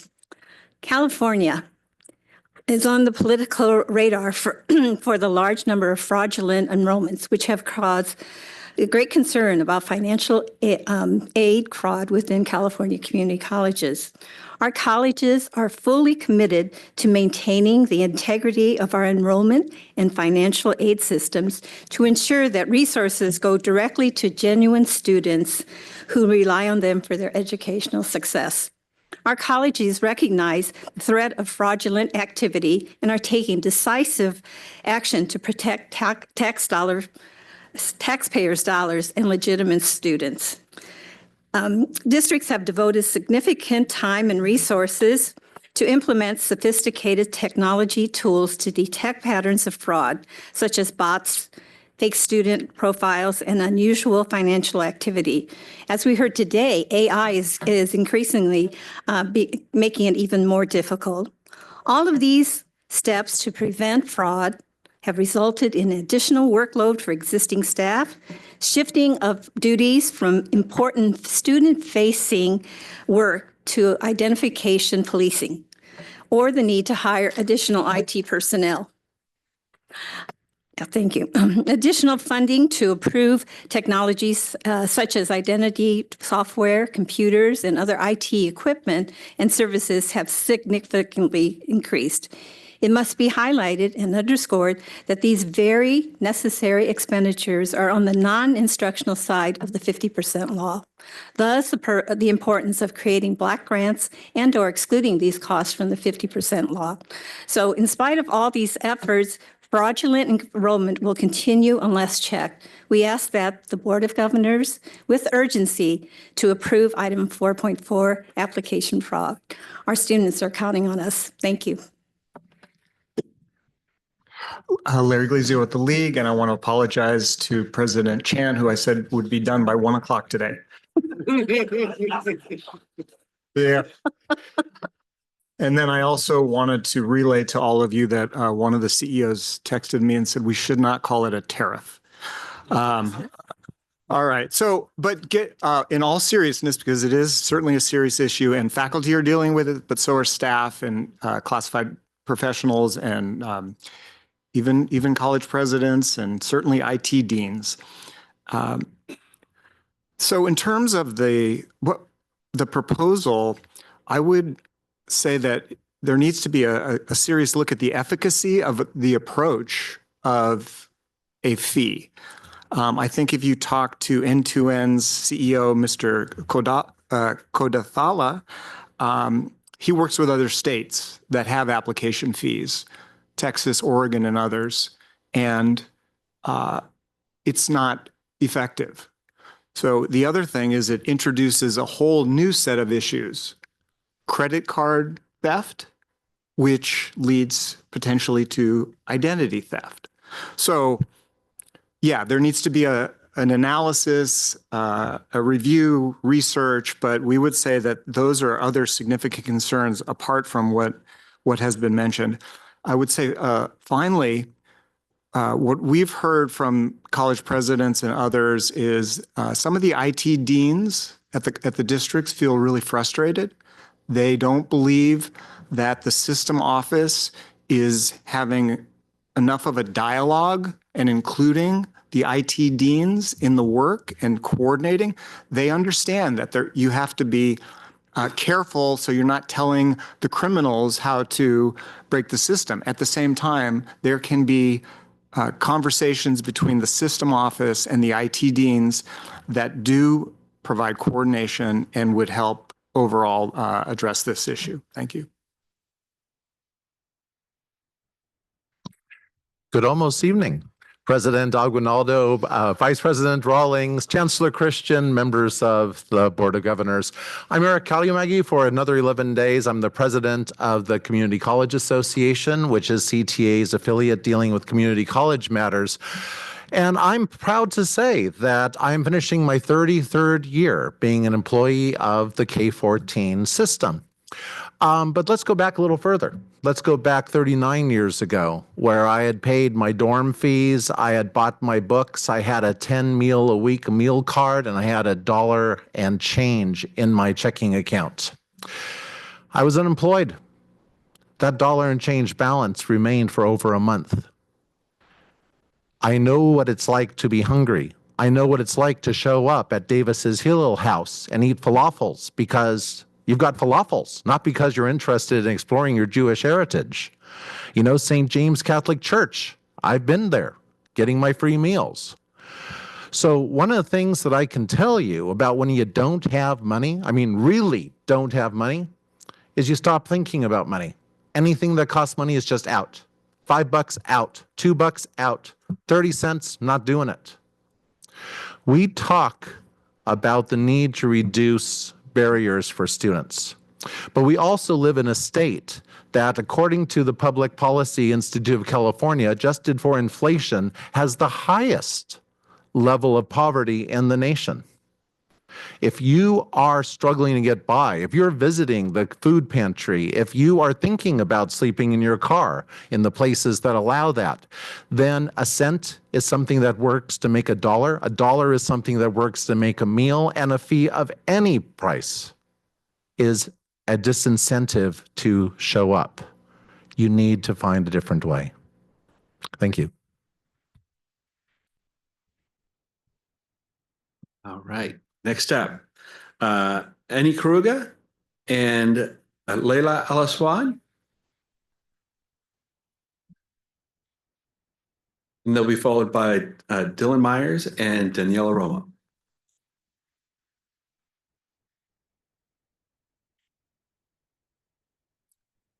Hello, I'm Annie Krug. I'm the Vice President of Legislative Affairs for the Student Senate for California Community Colleges. And I'll be walking in graduation tomorrow, but students care so much about this issue that I'm here at about 6 p.m. right now. Fundamentally, I'm here to talk to you about access to our system and the barriers that we impose upon students. By seeking the statutory authority to grant a fee, it is clear that you want to be able to impose a fee on us. And while we, like all of you, oppose fraud, we have serious concerns about these proposals. Firstly, imposing a fee to apply to community colleges is deeply concerning. Our institutions were meant to be open access, open to the whole community, not just people who have application fee money lying around. Imposing an application fee, even a small, even an allegedly modest one, builds barriers between socioeconomically marginalized students and our system. For some people, $10 or $20 or $30 isn't much, but for other people, it's a whole lot. For somebody living paycheck to paycheck, choosing between an application fee and making rent, an application fee and paying for a meal, they're not going to choose the application fee, and then they aren't going to come into our system. And even if there are fee waivers, which there's no guarantee of, a waiver puts the onus on a marginalized student to seek out an exception as opposed to accessibility being the default. This imposition of an application fee is going to negatively impact students' basic needs, may negatively impact enrollment. Plus, if there's some organized criminal machine attempting to commit fraud on our system, they're probably going to be able to surmount this barrier. And we also heard from the league that this might not even be effective. Right now, the default in our system is access, but many of these policies change the default from access to inaccessibility. If you care about listening to the student's perspective, if you care about reducing barriers, please do not vote to pursue statutory authority to charge an application fee. Thank you. Hi, my name is Layla Leswood. I am the Vice President of the Associated Students of San Joaquin Delta College, but I'm coming here as just a student. I am asking the board to not vote to pursue statutory authority to charge an application fee. However, my biggest issue with the application fee is that it's just inaccessible. I didn't even come here today because I only have $7 in my pocket and I cannot afford to drive to Sacramento. Only because I had friends who were able to take me here to speak out, I am here in front of you guys. No student understands the holistic overall top-down approach when it comes to the fee. I understand from an associate student side of dealing with bureaucracy that it is important. It is crucial to have these barriers to stop these criminals involved into taking money from students. But the issue overall is that students do not see that. What they see is a fee. And that is the biggest thing that is going to change them from applying to college or not applying to college. We could talk about the CSUs also having this framework, but they are CSUs. And we need to understand in the view of a student, a CSU and a community college are two different things. Coming as a community college student who has family, grandma, my granddad, my mom, my dad, who went to community college, if they knew that there was an application fee to get in, my grandma wouldn't get the walking classes that she needed after she broke her hip. My dad wouldn't take ESL courses he needed when he came here with not a lick of English in his system. It is crucial to understand that accessibility is not just a keystone of the CCC system. It is the foundation. And when we do fees, even just the authority, we are already building a foundation that is shaky when it comes to accessibility. That is all.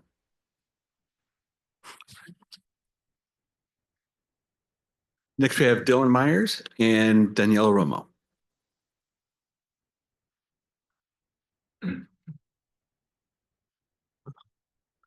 You can go first. You go ahead. Okay. Greetings, board, Madam President, Mr. Vice President, Madam Chancellor, Professor. I'm Dylan Myers. I'm the student trustee for San Joaquin Delta College. I'm coming as an individual today to oppose this measure. You know, I was hearing comments, and I've been here all day, like you, in and out. But I kept hearing from members of this board that they wanted to increase equity, that they want to allow marginalized communities to advance in the educational system. And if that is the case, which I hope it is, I don't see how this is a an example of that. Just by even seeking the authority, I mean, my colleagues back there made a clear definition. If I wanted the authority to give myself $1 million, I won't do it. But if I give myself the authority, I think you're all going to think I'm probably going to want to give myself $1 million, right? It is a step in a very slippery slope. And, again, when I applied for community college, I didn't have a bank account because I was lucky if I had more than $5 to my name. When I graduated high school and I got a scholarship for about $200, I felt like Bill Gates, I did. I really did. A lot of students, go to community colleges because of the affordability, because they're easily able to get in. They don't have to do these application fees, $70, $90, UC, CSUs. When I decided that I wanted to apply for college, I saw the application fees for those, higher institutions. I was like, I can't afford that. I wish I could, but I can't. And that's why I went to Delta. And I'm grateful I went to Delta. And the community college system definitely has something to offer. So if we apply fees, if we go down this direction, it's a slippery slope. It really is. And I'll conclude my time there. Thank you. Hello, my name is Daniela Romo. I'm the president of the Associated Students of Delta College at San Joaquin Delta College, just like my friend Dylan here. And I'm going to make this relatively short since it is 6 p.m. But I just wanted to give my own personal story about this, in that when I enrolled at Delta, I didn't have a real ID. I had a driver's license that I had gone on a bike to go get because nobody would support me in that. And I didn't have a traditional bank account either. And these weren't things that my family pushed because I come from a family that's mixed status. And those aren't necessarily things that you think that you need. And the only reason that I have them today is because of the California Community College system. And so when it comes to the fee being imposed, that fee, as was mentioned many times before, is someone's food, is someone's gas, but it's also a message to other people that there is some barrier to entry when it comes to this. I think that the beauty of the California Community College system is that it accepts everybody with open arms. I know that when I applied to colleges as a transfer, every single one of my applications included an essay about how the California Community College system embraced people with open arms, regardless of where they came from and regardless of what they had. And I think that for the nature of the system, a fee can't be imposed. I understand the need for money. I think that later on it can be possible, but a fee at the very application is sending the wrong message to our students. Thank you. I will hand it over to Gary for virtual comments.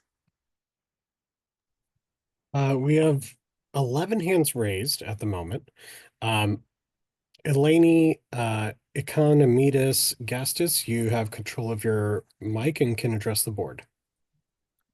Thank you very much. Greetings, President Aguinaldo, Vice President Rawlings, Chancellor Christian, and members of the board, especially the students. My heart is with you. I'm the other Eleni Economides Gastis, and I'm the proud advisor to Peralta Community College District's only student-run, national award-winning publication, The Citizen. I'm also the Senate President-elect at Laney College, and I serve as the co-president of the Journalism Association of Community Colleges. Although a common talking point is that fraud levels in the system are relatively low in terms of actual financial aid disbursed, we all know that the cost of students we lose because of fraudulent enrollments is actually very high. This isn't the time for spin, and I think that we all agree that we can no longer minimize the effects of this problem. Something must be done.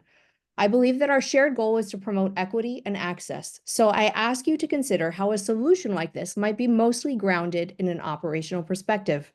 I am happy to hear that you plan on consulting with stakeholders and that this is merely a directive to begin discussions, but an additional fee passed on to our students is an inequitable idea. Earlier, it was said that we need a system-wide approach to solving the problem of fraudulent enrollments. So I implore you to consider how the State Chancellor's Office can find other strategies to mitigate fraud before we ask our students to pony up. It doesn't matter if the application fee will be in the tens of dollars. Every dollar charged counts and works in concert to create barriers. As a faculty member, I see the effects of a lack of 30 access. seconds.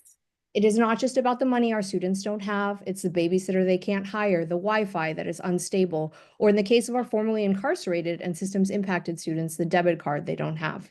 We must solve this problem together, but not on the backs of our students. Simply put, this is not our students' burden to bear. Please do not endorse this directive. Next, we have Gabriel Graves. You have control of your mic and can address the board. Hello. Can you hear me? Yes, we Sorry. can hear you. Okay, great. So I'm coming here, taking time out of my night, and come to address this board because I just heard about this about 2 hours ago, 2.5 hours ago. So I represent the students of Riverside City College, and soon I'll be representing the students across our district of Riverside Community College District. And I want to be frank with you, the students of Riverside Community College District are livid. They do not want any more fees. And this, again, we're seeing this just as a student, this is a fee. You guys are asking for the authority to pose a fee. You're asking for a fee, be honest. And that's how students are going to see it. And I'm, again, being frank with you, the students of Riverside Community College District are upset. Fees are raising. We're staring down an authoritarian government that is abusing its powers, that is impounding funds, diverting funds that are legislatively appropriated, that have been signed into law, and we're seeing government overreach left and right. So if you think that we're going to sit here and believe what you're telling us and believe that it's just sunshines and rainbows and that we can just solve this problem by throwing money at it, I'm sorry. 30 Students aren't taking that. And I'm here to tell you that hey, look, we're going to organize and we're going to combat this any way that we can. I promise you, if you guys vote on this, you will see us in the streets. You'll see us in the neighborhoods. You will see us because students we're already overworked. And to be honest, I don't even have the time to be here talking to you, but this is such an egregious overreach that you guys are asking for us to pay that I had to be here just to say that, just to advocate for my students, for my constituents. This is just outrageous. And I expect every single one of you to oppose this. We should not even be considering this. And if they want us to consider this, then you need to come back without proposing a fee on students. And I rest my case.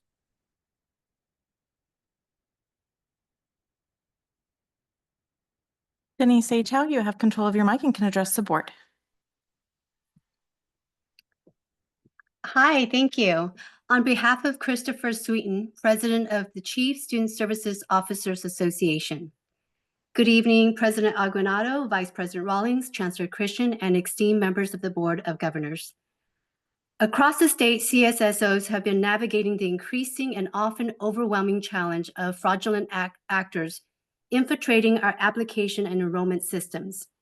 The crisis has placed a tremendous burden on our classified professionals, faculty, and administrators, often pulling them away from the very students we are here to serve.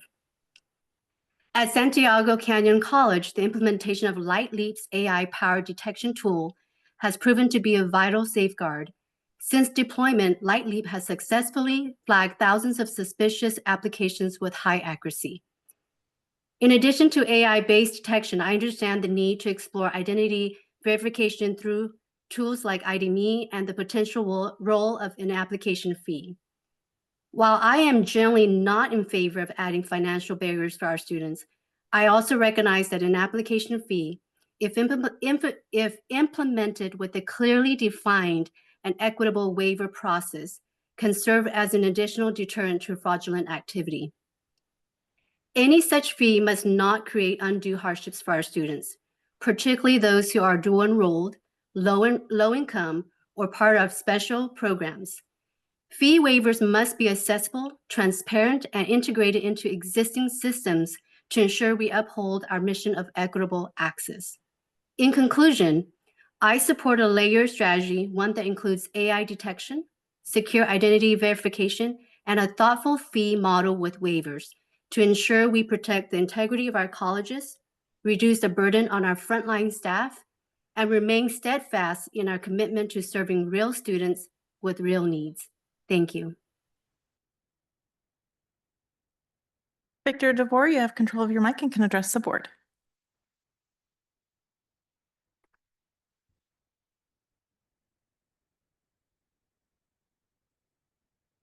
Victor, you're still muted. Can you hear me now? Yes. Okay, thank you. Good afternoon, Board President Algonado, Vice President Rawlings, Chancellor Christian, and other members of the board. My name is Victor DeVore, Dean of Student Services at the San Diego Community College District, and I'm here representing the California Association of Community College Registrars and Admissions Officers, or CACRO, that represents the 116 college admissions offices in California. We are here today because fraud challenges our system, particularly impacting admissions of financial aid offices, faculty, and most importantly, our students.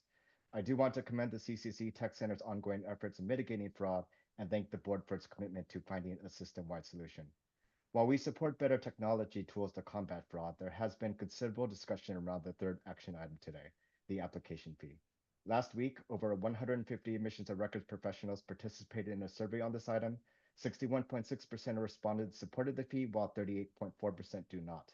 Key considerations include ensuring a fee waiver for our dual enrollment CCAP and non-credit students, allocating ongoing funds for fraud prevention, possibly refunding a portion of the fee upon enrollment, and whether the fee should be applied at the system level versus per college fee.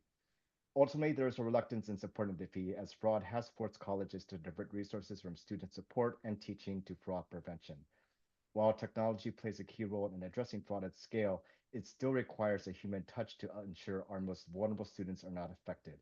Ideally, admissions and records offices would have dedicated funding that provides the necessary resources to combat fraud without placing an additional burden on our students. 30 seconds. We urge careful consideration if this action item is approved to ensure it does not create barriers for students and the college's admissions offices are equipped with the necessary fiscal, technological, and human resources to maintain the integrity of our admissions and enrollment processes. Thank you for your time and consideration. Hello, Sadil, you have control of your mic and can address the board. Thank you very much. Hi, my name is Flo Cadell. I'm the Associated Student Government President at Santiago Canyon College. I'm also the Regional Affairs Director for Region 8 for Student Senate for California Community Colleges. But I'm here today as a student. Thank you for prioritizing the integrity of our system. As a student, we absolutely support fraud prevention and the use of tools like AI to protect our campuses, our colleges. We've seen how bots and bad actors impact our classrooms, and we want those issues addressed. But I need to express deep concern about the proposal to pursue statutory authority to charge an application fee. By seeking that authority, it's clear there's an intent to impose a fee on students. And no matter how small that fee is framed, it contradicts the values and goals laid out in Vision 2030. Vision 2030 speaks to eliminating equity gaps, expanding access, and supporting students through affordability. Charging students just to apply and undermines that. For students living paycheck to paycheck, even $10 or $20 becomes one more reason not to apply. I also want to share a personal example. A bot once took my seat in a class I needed to graduate and transfer. That fraud almost cost me my future. I understand the need for strong protections, but they must not come at the cost of excluding a real student. We can fight fraud while staying true to our mission. This fee would move us further from the Vision 2030, not closer to it. Please do not move forward with this proposal. Keep access at the center of our system. Thank you, and I yield. Omar Savala, you have control of your mic and can address the board. Hello. I also want to say that I oppose the fee. I might miss a deadline if I'm trying to register and I can't pay. I cannot afford to take the bus over there to Sacramento today. And aren't these fraudsters impersonating people? Aren't multiple large data leaks contributing to these fraudulent impersonations? Don't they need social security numbers to get financial aid? If we should have an investigative report to see if these things are correlated. We've seen national public data leak of millions of records with it personal information. This was from a leader who was a retired sheriff. The people that were supposed to protect us failed. I'm glad there was some talk about student privacy today.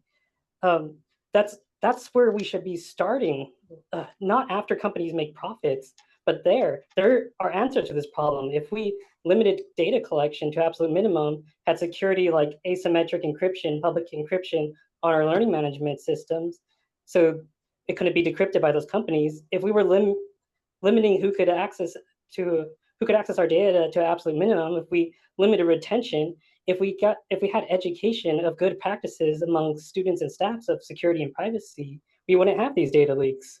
I think we're going towards false solutions. We should show that these institutions are capable of educating and pushing us towards respecting and safeguarding students' rights.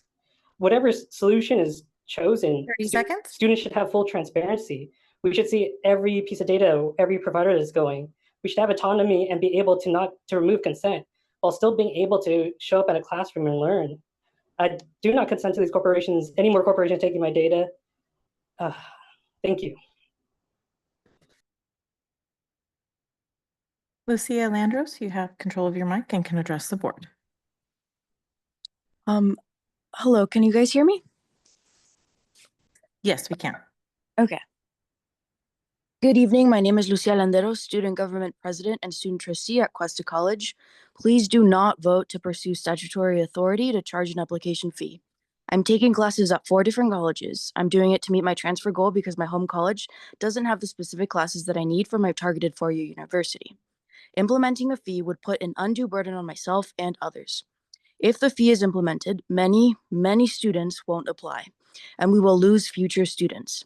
My little brother, who is a graduating high school senior, only applied to schools without an application fee. Cost is an issue for many students, and any fee deters students from accessing the system.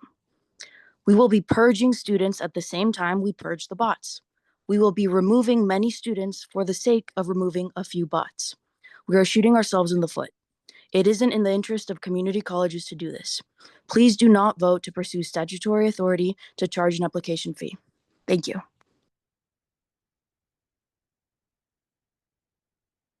Cesar Alvarado, you have control of your mic and can address the board.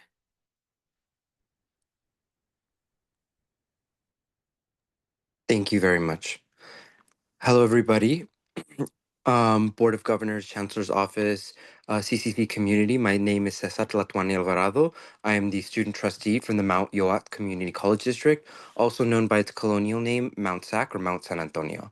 And I also have the pleasure of being the president-elect of the SSCCC. I would like to start my comments on thanking all of you for your work you're doing on tackling fraudulent students. However, I'm here to buttress my fellow student colleagues to oppose the application fee. I ask this body, what is the purpose of the ability to enact a fee if you're not going to eventually do it? As a queer student leader, I've dealt with homelessness, housing insecurity, food insecurity, and coming from a background of low socioeconomic status, this would have added additional barriers to my educational journey and will add additional barriers of stress and hardship on a system that is barely keeping up with the basic needs of students. I oppose a fee, and I hope that we do not go down this path. Thank you very much and have a good day. Priscilla Moriera, you have control of your mic and can address the board. Hi, can you hear me? Yes, we can. Yay, okay. Hi, my name is Priscilla Moreira. I am a first-generation low-income student who came to this country as an asylum seeker. When I applied to community college, I had no money, not even enough for transportation. If there had been an application fee, I would not be able to speak today here at the Board of Governors. I'm here today to ask you, please do not vote to pursue statutory authority to charge an application fee. The proposal says that the fee will be nominal, but nowhere is that term defined. It's a little vague and leave the door open for any amount to be charged in the future. There is no guarantee that the fee will stay low or even start low.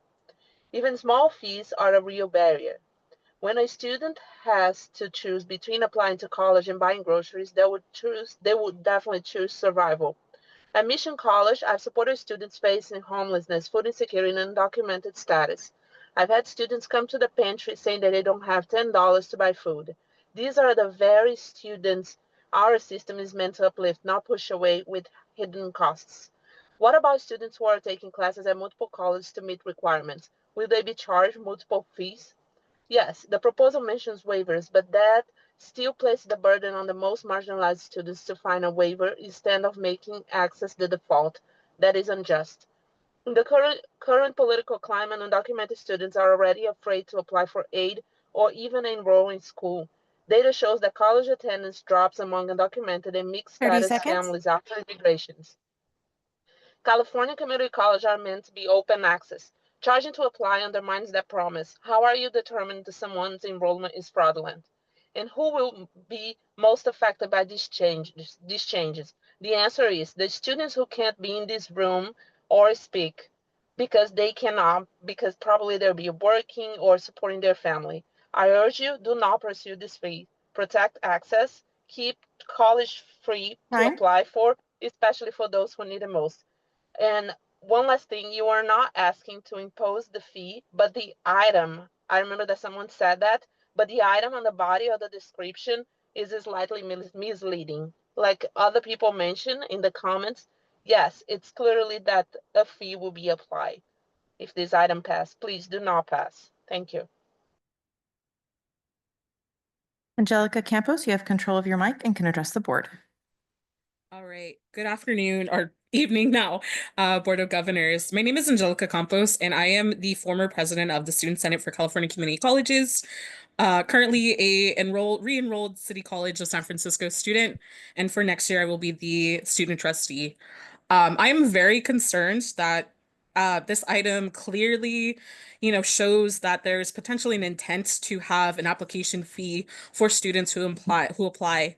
I myself, during my time as SSCCC president and before that, had experienced often poverty, and fees were often something that I had difficulty paying throughout a semester.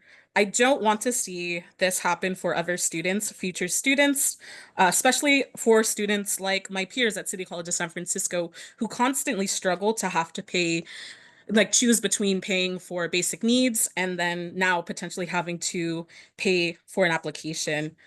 So I urge this body strongly to not pursue that route. And I won't repeat what my peers have said today, but I stand by everyone on this call and everyone in person who is again proposing a potential application fee. Thank you. Katrina Behringer, you have control of your mic and can address the board. Good evening, Board of Governors. My name is Katrina Behringer. I am the Vice President of Crafton Hills College and the outgoing delegate to the SSCCC. I first and foremost would like to say and urge you not to vote to pursue statutory authority to charge an application fee. I am someone who spent 2 years at my community college, and although my tuition was waived through the promise waive fee, I was denied this promise my second year of college and forced to pay the full year by myself with no assistance from anyone else. As such, I work 2 jobs while taking a full course load of STEM courses. If I had to pay additional fees on top of this, if I were going to apply, I probably would not have chosen to enroll in a community college. I would have gone straight to a Cal State or a UC. And although they do have application fees, I would have chosen them anyway. And I will just yield my time to the person after me. And again, just implore you not to vote to pursue statutory authority to charge an application fee. Thank you. Ben Nguyen, you have control of your mic and can address the board. Ben, if you're speaking, you're still muted. Oh, hello there. So my name is Vinny Nguyen. So I currently go to SAC. So SAC stands for Santa Ana College. Also, I am also in there ASG. Also, I am here to bring concern also regarding also what the fee being charged to the admission fee. But then I think that you guys should suspend the vote or vote no, because with the increasing prices. Also I think that also I think that the number of enrollment will go down very fast, and then I think that the student Also, as a student, also we have been like paying like a lot like lately, and then I think that you guys like should like vote like against it. And then that's the end of my public comment.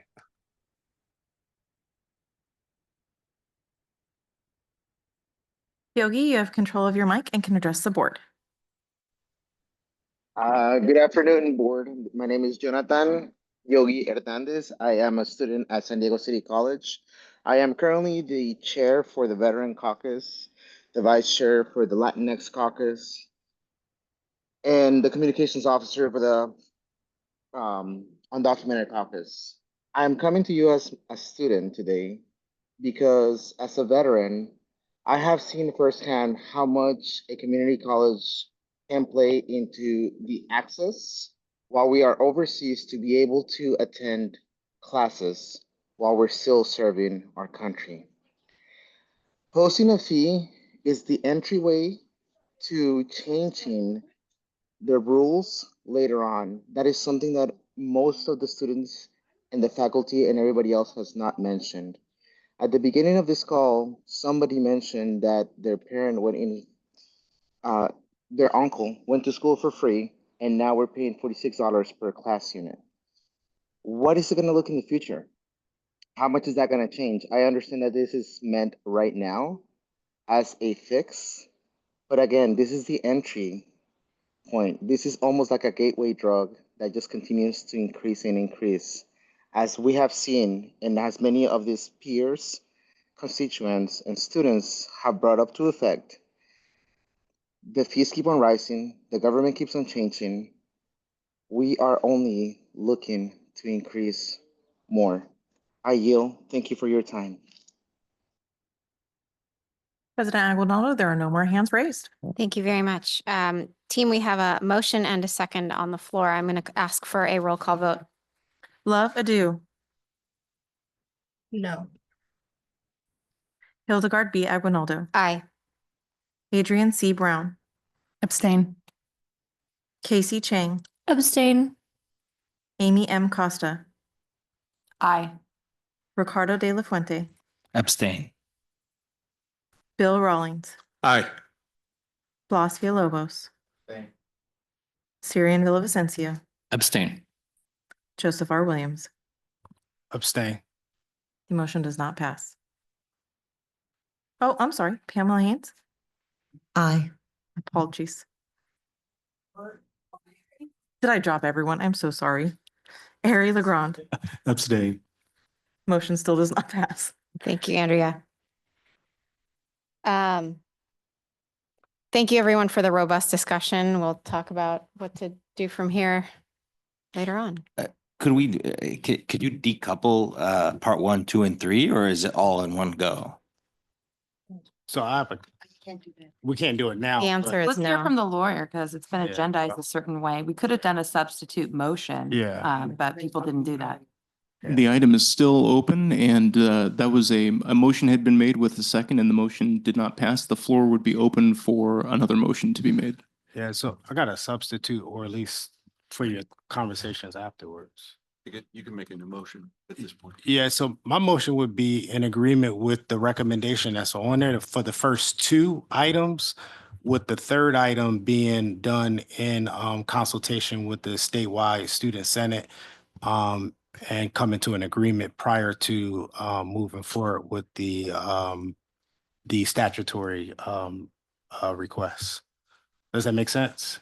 Say it again, Joe. So my motion would be, I recommend, or my motion would be directing the chancellor's office and staff to take the following actions supported by recent investments in the statewide infrastructure. So it's whatever the item says up to the first 2. But then the third one says engage in formal consultation and secure agreement with the student senate for California community colleges prior to pursuing the statutory authority, and then everything else that it says. I would second that motion. Amy, go ahead. Yes, I'd like to make a comment on that. I agree with dividing the question, first 2 as a standalone item. I think we all kind of agree with that. On the second one, it's really a question of clarification, maybe for the chancellor's office staff. We have a normal process in which we debate kind of budget proposals and legislation. So is it appropriate for this third item to go through that process and then it comes back to the board? I think, and I can't quite recall, you generally do that kind of in the fall and then it comes to us around that time. I just don't know if that timing works. I think it gets to your point, Board Member Williams, that'd be a more consultative process because my understanding is that does go through that process. But I don't know if that timing works based on the presentation by staff. Madam Chair. Sense that I think James, yeah.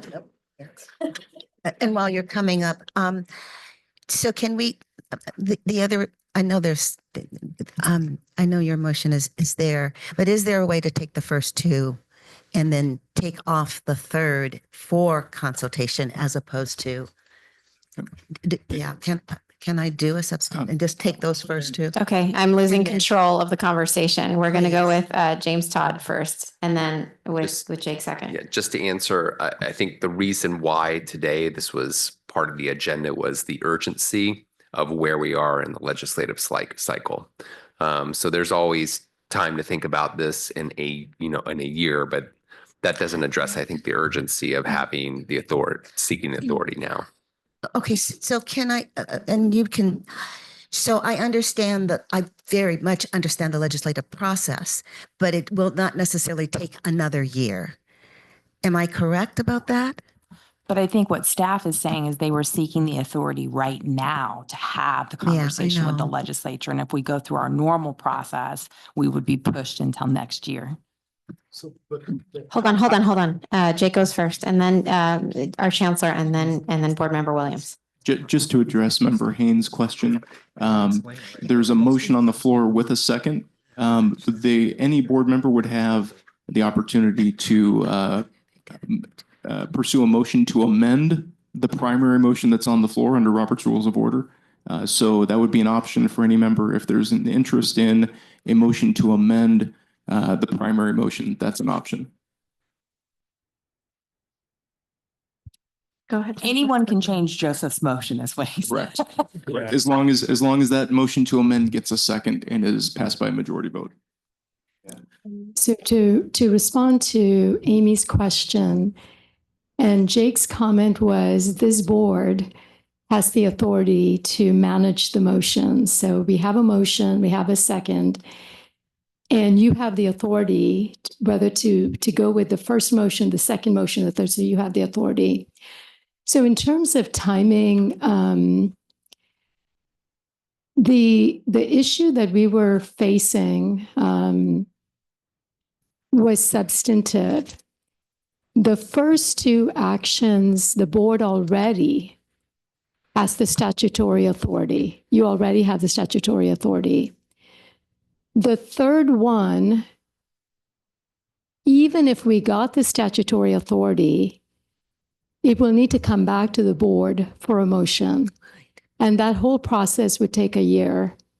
So that was the reason why when we were in our deliberations and we went through consultation council and our students were fantastic. So proud of you for, all of the issues that were raised. So that was the timing. Now, certainly we could bring it back in September because the motion did not pass with the statutory authority. So the chancellor's office would definitely consider that process as well. So I don't want to exclude that process. And in the meantime, it'll give us the opportunity to try out the first two because we'll be collecting data as we go through it. If that makes sense. Okay, I'll turn it back to President Aguinaldo. We have a motion on the floor and we're looking for any board member who wants to amend the motion. Can Joseph restate the motion? I mean, Board Member Williams. Yeah, so and I'm open, the only difference is I'm saying is in number 3, engage in a formal consultation and secure agreement with the student senate. That's the only addition prior to moving forward. To me, it boils down to communication. I don't think that the issue is clearly understood. And then there are probably some things that are not clear in terms of waivers and all of those other different things. So that's why I'm saying that seems like more discussion is needed with the students. And so ideally you bring the students along when you're doing something like this. So I think that that's the aim of everything we do is to bring the students along, but Jake, please yeah, proceed. Yep, just to restate the motion, I have, the motion is to adopt a motion directing the Chancellor's Office staff to take the following actions. One, implement robust identity verification protocols through CCC Apply to ensure applicant authenticity. Two, deploy advanced technological and AI solutions within CCC Apply. And three, engage in formal consultation and secure agreement from the statewide student senate before pursuing statutory authority for a student fee. Go ahead, Pam. So on its face, the only challenge that we have, and maybe it's, I don't want to say it's worth it, is we already have the first two that we can do. But it's going to take a year before anything gets there. And in that process, we will be finding out how many bots still get through without it. I guess it's that piece that is, I mean, it's, I'm sorry, I'm rambling. I understand that the students, and there are those who sort of oppose it, and it is because they maybe didn't understand that this is not going to happen tomorrow. It's not going to happen 3 months from now. It's not going to, and it may not even happen if the first two really are operative. And maybe it's a time to articulate the fee the waivers that can happen, the shifting of the dollars. Because I am sympathetic relative to the students' plight, but yeah. Vice President Rawlings. Yeah. Get me out of this. So a couple of thoughts of mine on this. I think the motion that Member Williams made is fine as it is. We could separate the third item entirely if we wanted to. Kind of at the core of it, I think there's a couple of things that I'm hearing from everyone, right? No one here wants to impose a fee. No one does, right? Not a single person here wants to impose a fee, right? What we want to be able to do is ensure that our students are able to get into the classes that they're trying to get into without bots interfering with it, right? And to save the taxpayer dollars that are going for fraudulent purposes for people that do not have our students' best interest at heart, right? So at the core of it, that's what we're talking about. And so in defeating this, perfectly fine. Addressing those first two is really at the core, being able to collect the data and being able to demonstrate how effective the first two technological solutions are, allowing us to gather the data, but then having that, if and when we were to move forward with another attempt at going to the legislature, I think one of the pieces here, and it's kind of a little bit cart before the horse sometimes, I think. One piece is the way that the original motion was written was to pursue authority from the legislature and then go and explore the details of how this would be operationalized and implemented. And clearly, especially from all the feedback, we need to do more of the exploring the operationalizing of it so that people are clear about what we would be going to the legislature to ask for, right?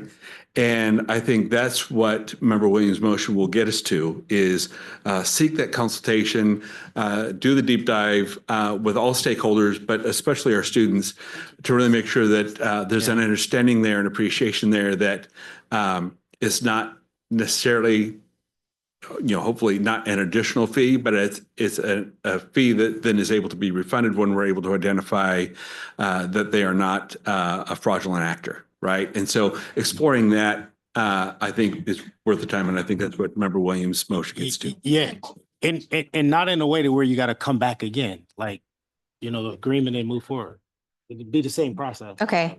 We have Costa, Brown, De La Fuente, Legrand. So I'm going to ask my colleague, I think we divide the question. Let's have a motion for the first two because I think there's broad kind of agreement of the board, okay? But before we do that, I want to ask the chancellor her opinion on the third portion here and the timing as you laid it out, because I do think there's a couple different processes that we could utilize, but I just want to say I don't want to pass a fee either. I really don't, and it weighs heavy on my heart. However, I also recognize that we have a real problem. We have a very real problem here, and I want to make sure that staff have some flexibility here to help us address this, because we meet once a month, y'all. I mean, like, let's just be real. Yeah.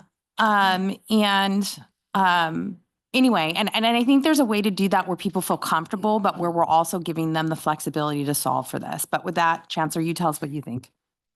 Well, that's so let me take a pass at it. And you've already voted on it, so I don't know if there's an opportunity to reintroduce an alternative motion. But here is where I stand. You know, I've been a faculty member in the system. I came to the U.S. as a foreign student and fell in love with the mission of Access. And I've done everything in my power as a faculty member, as a dean, as a president, and as a chancellor to open the doors wide. When I interviewed with you to become the state chancellor, one of your colleagues asked me the question, you know, should we right-size the California community colleges? Because our enrollments plummeted from 2.2 million to 1.8. That's when I interviewed. I said, absolutely not. Under my watch, this system is going to grow. Under my watch, we will put a flag in the sand when it comes to access.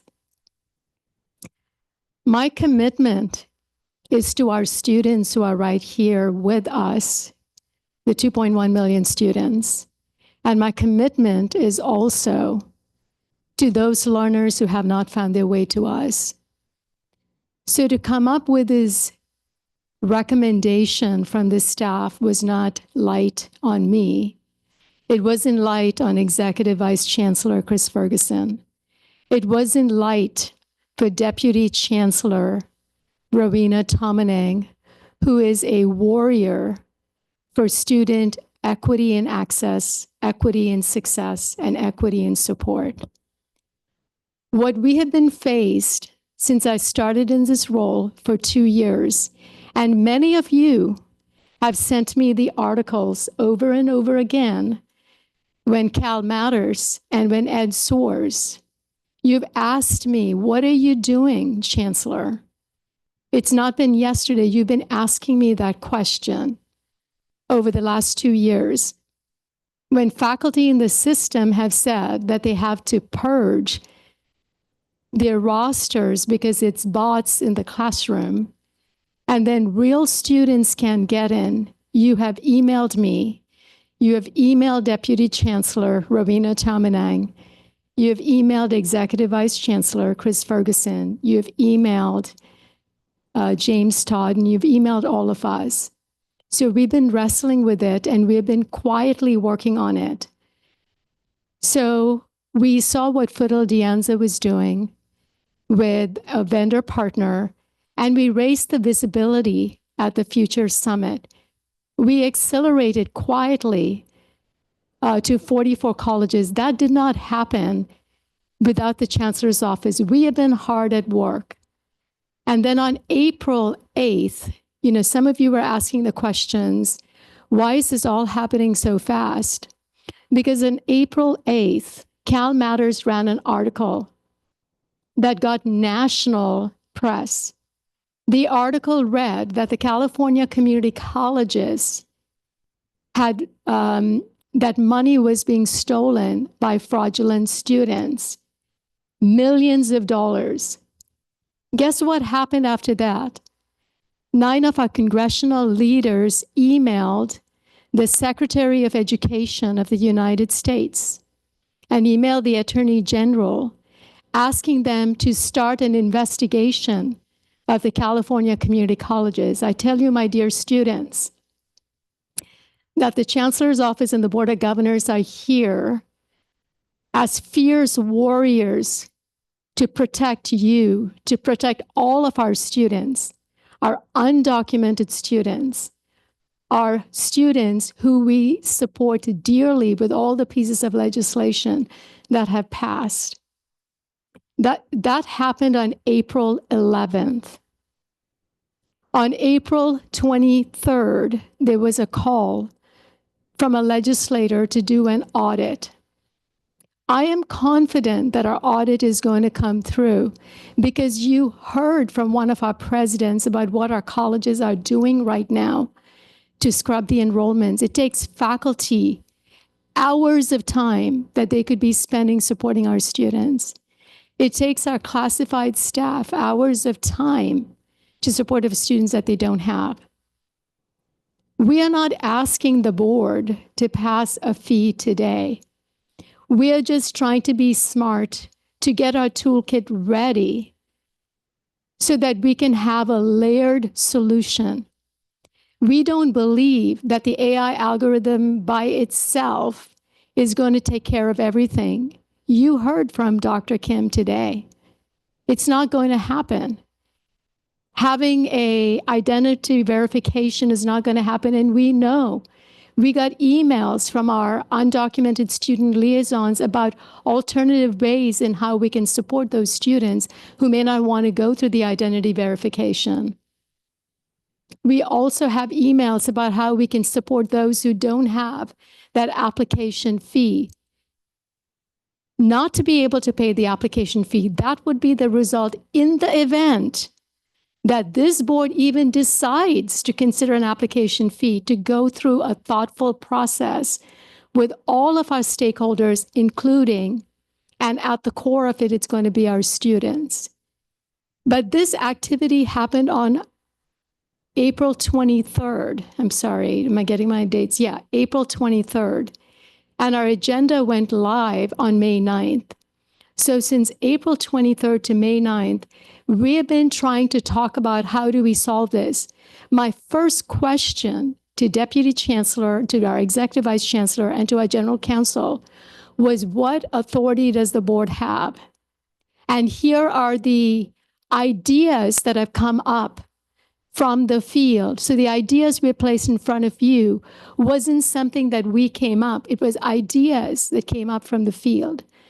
The idea of making the identity verification mandatory, the idea for a fee, a nominal fee, and the dollar amount that was discussed was $10. But we did not want to put out a dollar amount which would be credited back to the student. And if a student did not want to put that up front, we were thinking about ways in which we would support so that we don't have one student who falls, between the cracks. So it was a conversation, but we had to accelerate the conversation because of the board meeting, and we're on a national stage right now. And so that's how it got agendized. And I'm sorry I did not speak up at the front end of this. If board members feel you did not have all of the information, but those were the reasons. It was the April 11th letter. It was the April 23rd that agendized it right away for the board's consideration. The fee is going to have about 5 steps out even before it would get considered. So thank you for asking the question, and my apologies to you if you did not have this information ahead of time, for you to take that into consideration as you considered how you voted on this matter. Thank you. So what are we doing with the? One second, we still have more comments. Brown, De La Fuente, Legrand. I have a question. Is the goal to prevent financial aid distribution?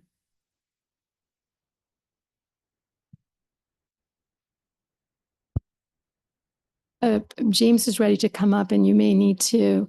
So the what we are considering right now, there is the application. Think of a funnel. There's the application, which is the only thing the chancellor's office controls. We don't control enrollments because once it goes to enrollments, it becomes a workload for colleges. So the application on CCC Apply is where we can administer solutions for this system. And that was the ask that was made to us by our colleges. That's the request. That's where we started problem solving. Once it goes to the enrollments, it's at the college level, and then it goes to the financial aid. So your question was related to financial aid. The reality is that the amount of financial aid that has gone to our fraudulent bots is minimal. I think Chris had mentioned 10 million and 3 million for a total of 13 million. And even though we try to put out that message, right now the sense is that it's significant. So the solution we are trying to do is not here at the funnel, at the financial aid. What we're trying to do is to administer it at the application level so that we can decrease the universe of bots that flow into the college campuses. And once it flows into the college campuses, that decreases the workload at the college campuses. We would still be engaging with AI tools at the college level for enrollments. So that would be something, it's a shared responsibility model. So the colleges would need to still do that at the enrollment level, and we would still need to do it at the financial aid level. So only the colleges would have the capacity and authority to do it at the financial aid level. Yes. Thank you. De La Fuente? Or I was do you want to go first? I just think also the other objective is the enrollment piece, right? And the access for students to classes as well, which is the secondary impact of those that are looking for financial aid. Yeah, just a couple of reflections. I'm just thinking across, 2 million students, how many students would decide not to go to college if we did an application fee? And is there causation and correlation? If you put an application fee, does that mean we have less fraud? If so, have we had any pilots? Probably out of the 116 community colleges, maybe start with the top 10 with the most fraud and see if it reduces fraud and see how that works. To punish all 116 community colleges, that's 2 million students. That's a lot of money. If you charge $10, that's 20 million bucks a year. I think, I agree with that we have to prevent fraud. I like the idea number 1 and 2, but the application fee, I think, is not the right message. Let's use our creativity. That's what California's strength and comes from. And let's find a solution to this problem so students don't pay for it. If I may, I would just note that even to pilot a fee in one district would still require legislative authorization. LeGrand. Yeah, I think I'll be brief. I think my original hesitancy was around when I think the general counsel said that the fee would have to be associated with the cost. And since we had no idea what the cost of preventing the fraud was, I was having a hard time understanding if we got to stage 2, what would that number even look like, right? So that was really where my hesitancy came in. It was like, let's try 1 and 2, but I don't have a cost associated with what the prevention piece of it is. And so because if you said the fee has to be tied into a cost for something, there's got to be something that we're paying for that the fee would have to cover, correct? Yeah, certainly. So we know that the cost of fraud prevention tools, the cost of identity verification tools would eclipse, 15 to 20 million. We know that's just based on some estimates. However, the piece that we don't know is, again, we competitively work with our vendors. It is possible that there are other vendors out there that would indicate an interest that may be at different price points. So that's the harder piece to know. But we do know that several of the core vendors today, that's what it would run, somewhere in that neighborhood. We would hope to use our system strength to drive that cost down. But that's, what we're seeing initially. Member Costa. I keep trying to solve for this. Just based on that comment, and I get some of my colleagues, that might be a philosophical thing, and so you just don't want to debate a fee at all. But I think there's a little bit of, we could be perhaps more precise on the third item. And I'm looking at you, Chris, because I'm assuming that you have in mind somewhere a back of the envelope that the fee would not exceed a certain amount. So another thing that colleagues could consider is that you put it forward with the statutory authorization, but you make it a little bit more specific, that it doesn't exceed a certain amount, that it grants for hardship or waivers. You just make the instruction to staff a little bit more specific than in what the item as it appears right now. Just a suggestion for folks. Question. Go ahead, Chancellor. So I wanted to respond to Board Member De Fuentes' question about if we got to the point of implementing it, if we were to use some previous models like the CSU, the $10, and let's say $10 hypothetically, it wouldn't be $10 multiplied by 2 million students. It would be the $10 fee, and then you could get a waiver. And the processes that we had talked about, so if you got the waiver, then you're not charged the fee. So you then start subtracting. And if there's financial hardship, there was also crediting back to the student's account. And I think that's where Board Member Brown and I think it was Board Member LeGrand had picked up the language of what did you call it?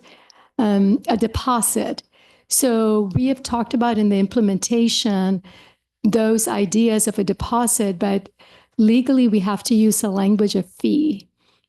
But the way we would operate it, it's not, the money that's generated, it's not it is more of a barrier in terms of authentication. And that kind of goes back into the system for the student is how we kind of talked about it.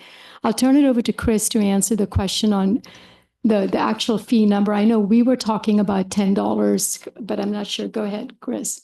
Yeah, I don't think we would have a concern if the legislation ultimately says, and it can be no more than X. That would not be a concern for our office. Certainly, the legislation at a minimum was already going to say that fee cannot exceed the actual cost to provide that service or that benefit. That's a requirement. So knowing that as the backdrop and knowing that, we're generally in that same structure, we have a little over 2 million applications in any given year, that we're within sort of that realm of, if you said no more than $10, that would not be a significant concern to our office. Secondarily, the longer term piece to that would be, and if it turns out it should be a different amount, we can always return to the legislature at that point in time if it proves out that this is an effective strategy, that this is eliminating the problem, this is removing the barriers that students have to accessing courses on the front end. We can always go back to the legislature at that point in time. And again, all of that would come back through a process that we would be working with all stakeholder groups as well. Which is absolutely important to all of the conversation. So just the authority. I want to be clear that if we said, and that authority cannot exceed, $10 per application, that should not be taken from my perspective and on behalf of the office as an acknowledgement that it would be the maximum or that it would be a specific amount. We still, to James's point, we still need to work through that process. So, and we still have to work with our interest holders. We still have, both the thought of, can we do a fee waiver? Can we do a deposit or a return to students? Can this help address the real underlying issues? That's what we're trying to solve. The 3 comprehensive pieces are designed around that. It is not designed to create a barrier. It is not designed to reduce students' ability to show up on campus. Certainly, we want all students. We want to grow enrollments. We have goals. We have, the 3 million or the 6 million, whatever we want to get toward. that still remains. We're not going to change that focus. We're not going to change our focus on closing equity gaps. We're not going to change our focus on affordability. Like our Vision 2030 goals and our core don't change as a result of this proposal today. That core remains, the structure and conversations remain, and ultimately, we want to make sure that there aren't other barriers inadvertently being created through fraud right now, which we are hearing are absolutely happening to students when they can't access a course. That's a problem. Chris, can you talk about the use of the word pursue in the third item? I think that might be causing some confusion, because in my mind, we are giving authority to the staff to have these elevated exploratory conversations with the legislature. If it's just purely exploratory, it's not going to go anywhere. You want to be able to have the ability to have these serious discussions with all stakeholders when you are investigating whether this makes sense. And there are multiple stages after that, and there are stakeholders at every level. For all we know, how this ends up at the end of step 2, step 3 might be completely different from what happens at step 1. So my thought process was, we want to give staff the flexibility to have those exploratory conversations in a timely fashion so that we're not depriving ourselves of tools that we need in our toolbox. So I just wanted to say that out loud, because I know a lot of folks have probably dropped off the call now, and we're now at the latest board meeting we ever had in the history of my tenure on the board. Never happened with President Costa. We took this so seriously, and I think that Bill said something that really encapsulated the heart of what we're talking about here.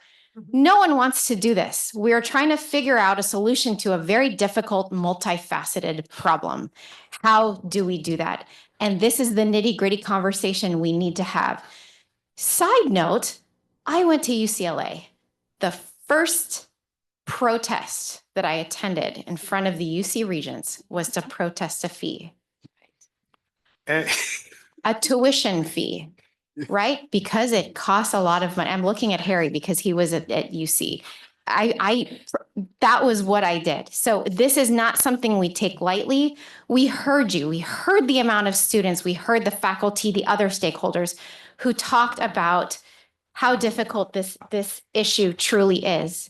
We're trying to figure out a solution to a hard problem. So please stay with us as we're trying to figure this out. Member LeGrand. Just another clarifying point. So it said application fee. So is that a one-time you pay this, or do you have to pay this multiple times? That's not clear to me.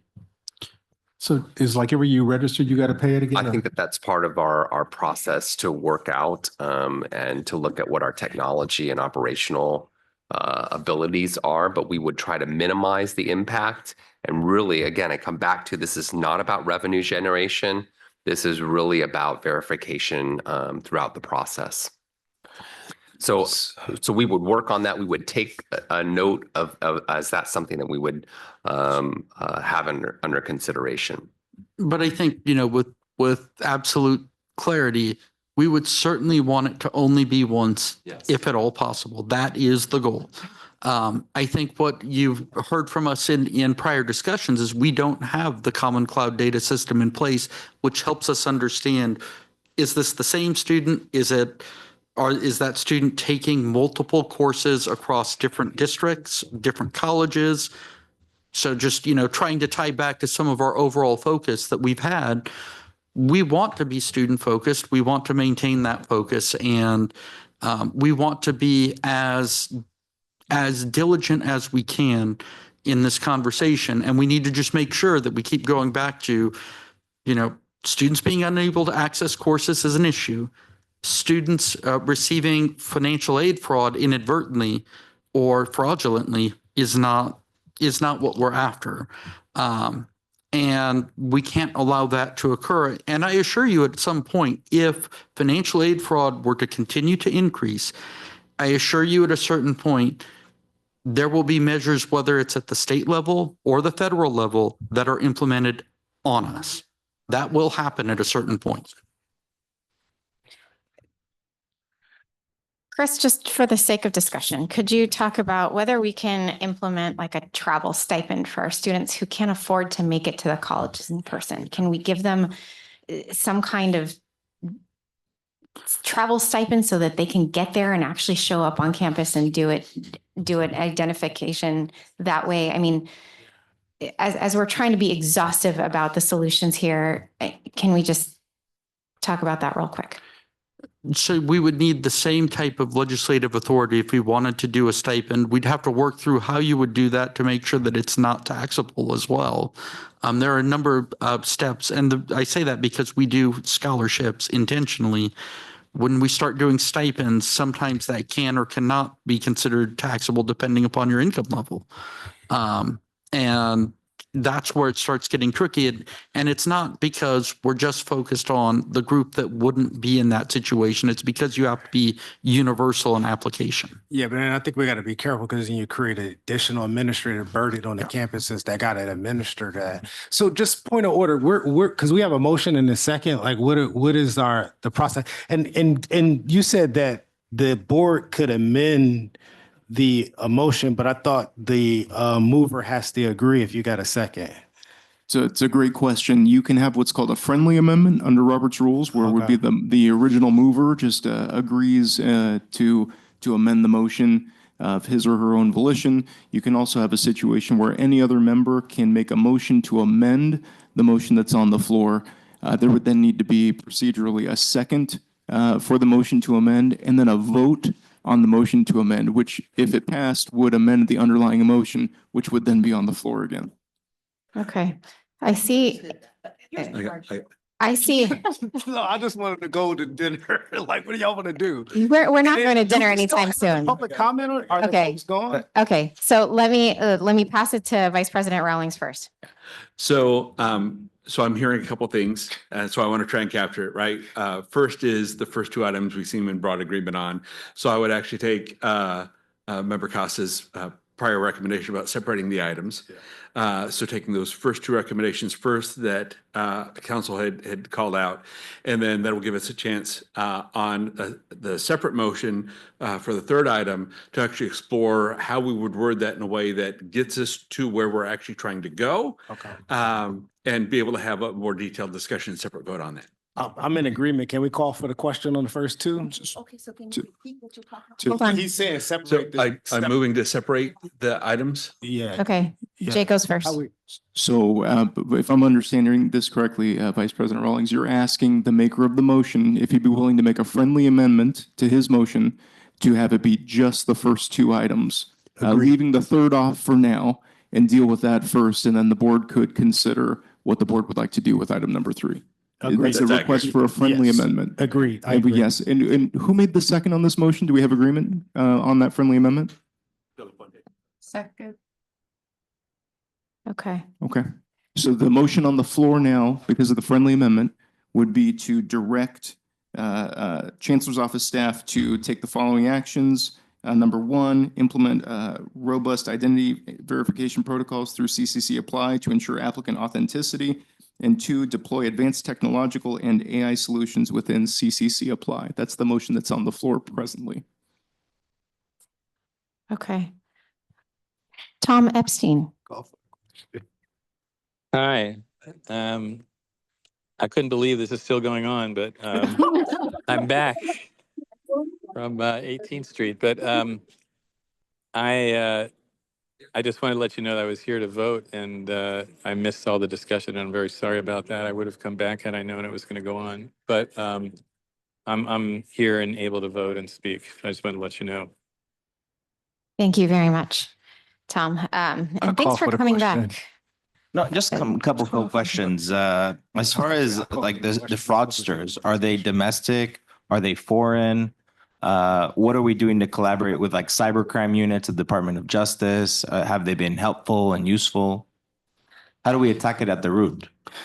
Yeah, so I can certainly check with the tech center to find out if they're, national, international.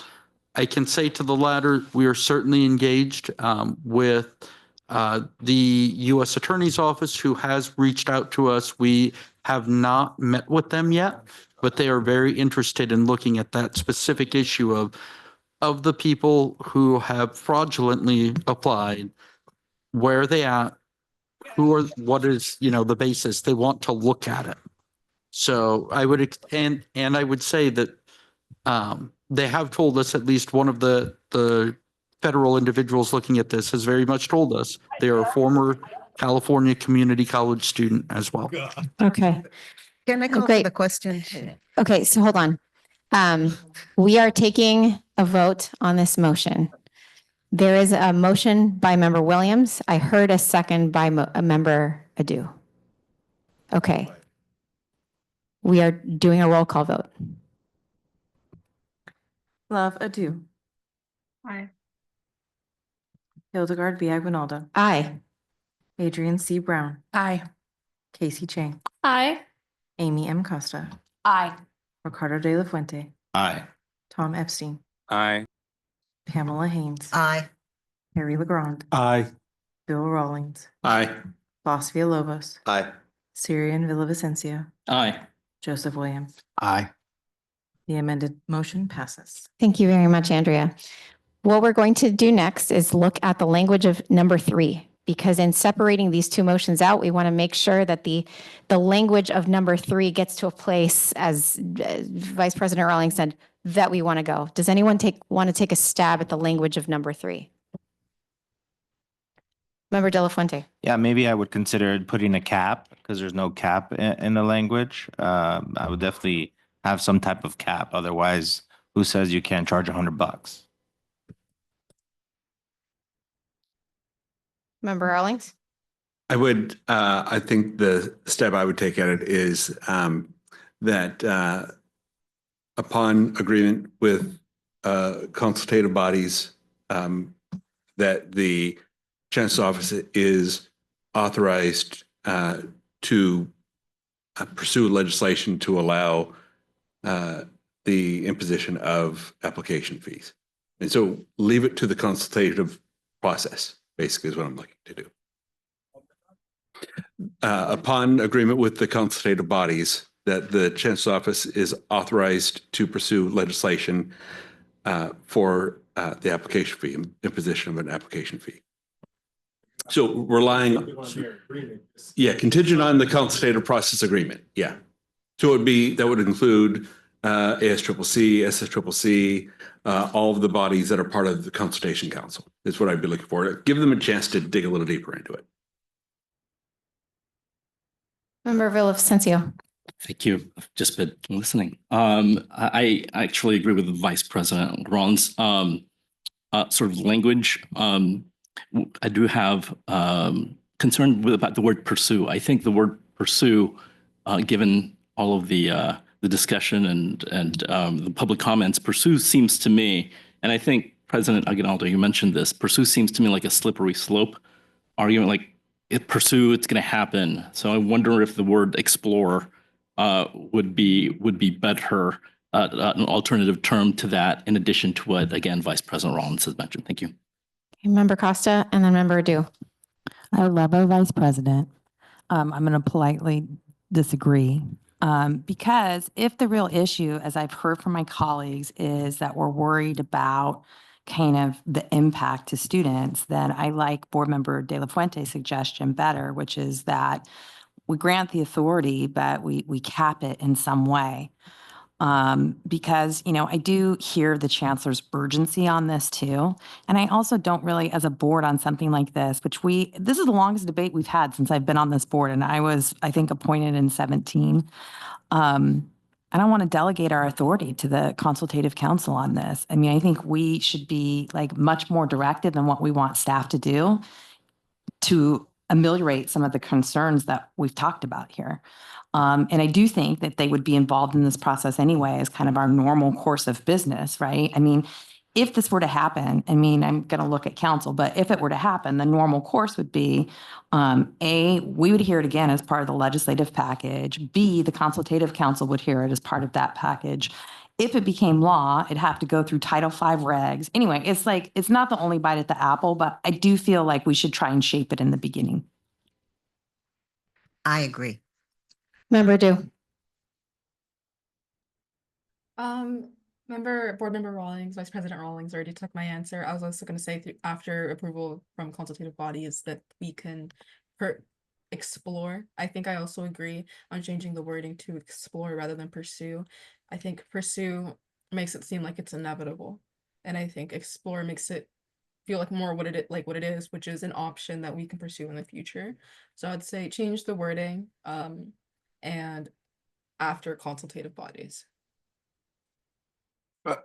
But I think the staff's intent is to pursue the fee because that's what's going to make their strategy effective.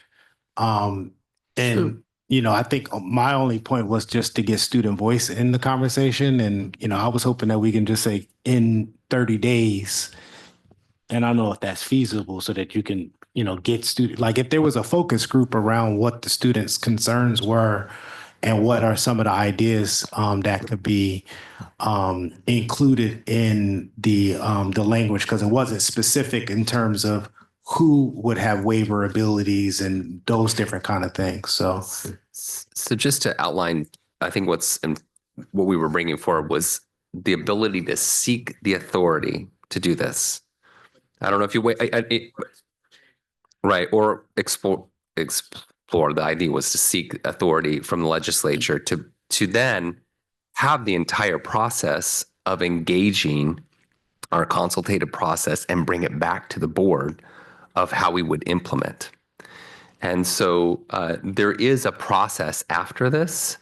The problem right now is I think the timeline and our ability to engage in the legislature. So if you want to, I would, second exactly what you're saying. And I think it's very critically important to understand that it is not a foregone conclusion that the legislature would approve this.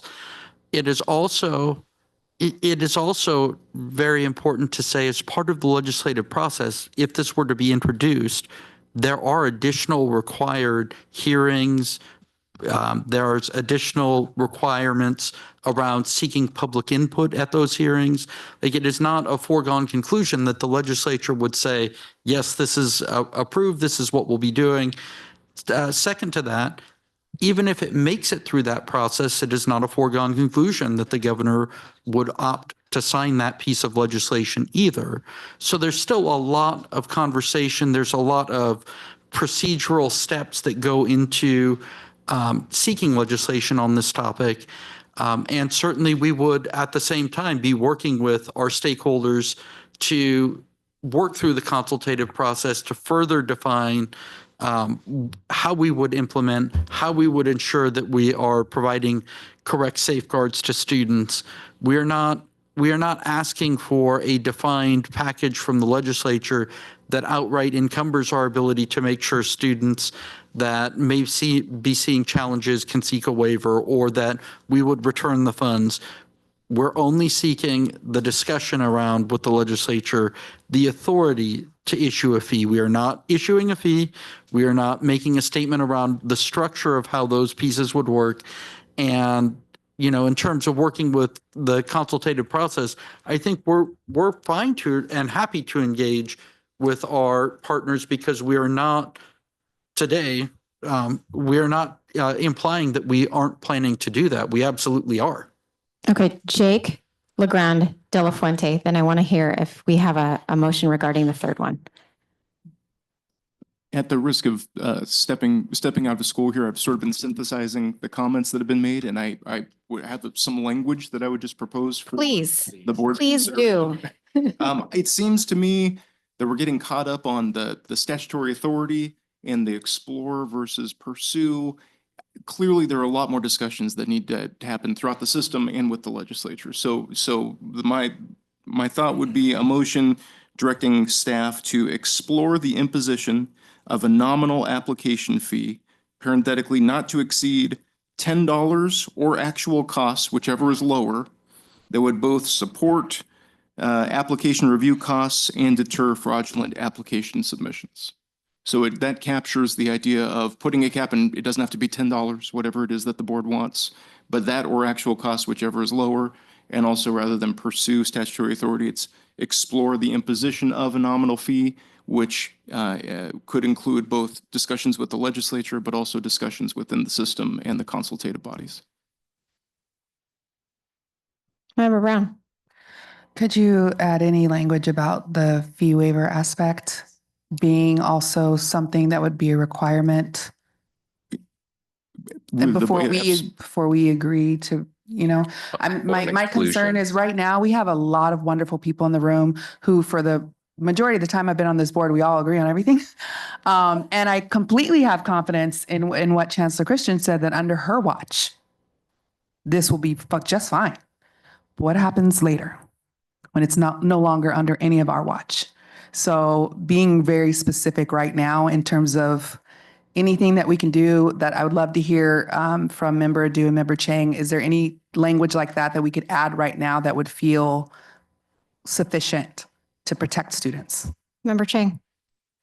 I would echo, I very much agree with most of the language, adding just more finite, making sure that we're not doing undue burden on these students. So whether that's like implementing a simple fee waiver, or I don't know the legalese term for that. But I think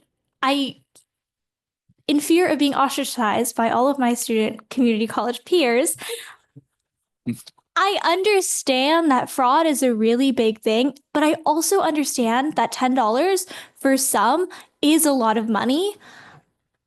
But knowing that it's keeping people out of the classes once they get through the application cycle, waitlist being full, being a student who has missed classes because of waitlist being full, it's just also we need to take care of the students that are in our system already and not just be trying to promote more students to come in.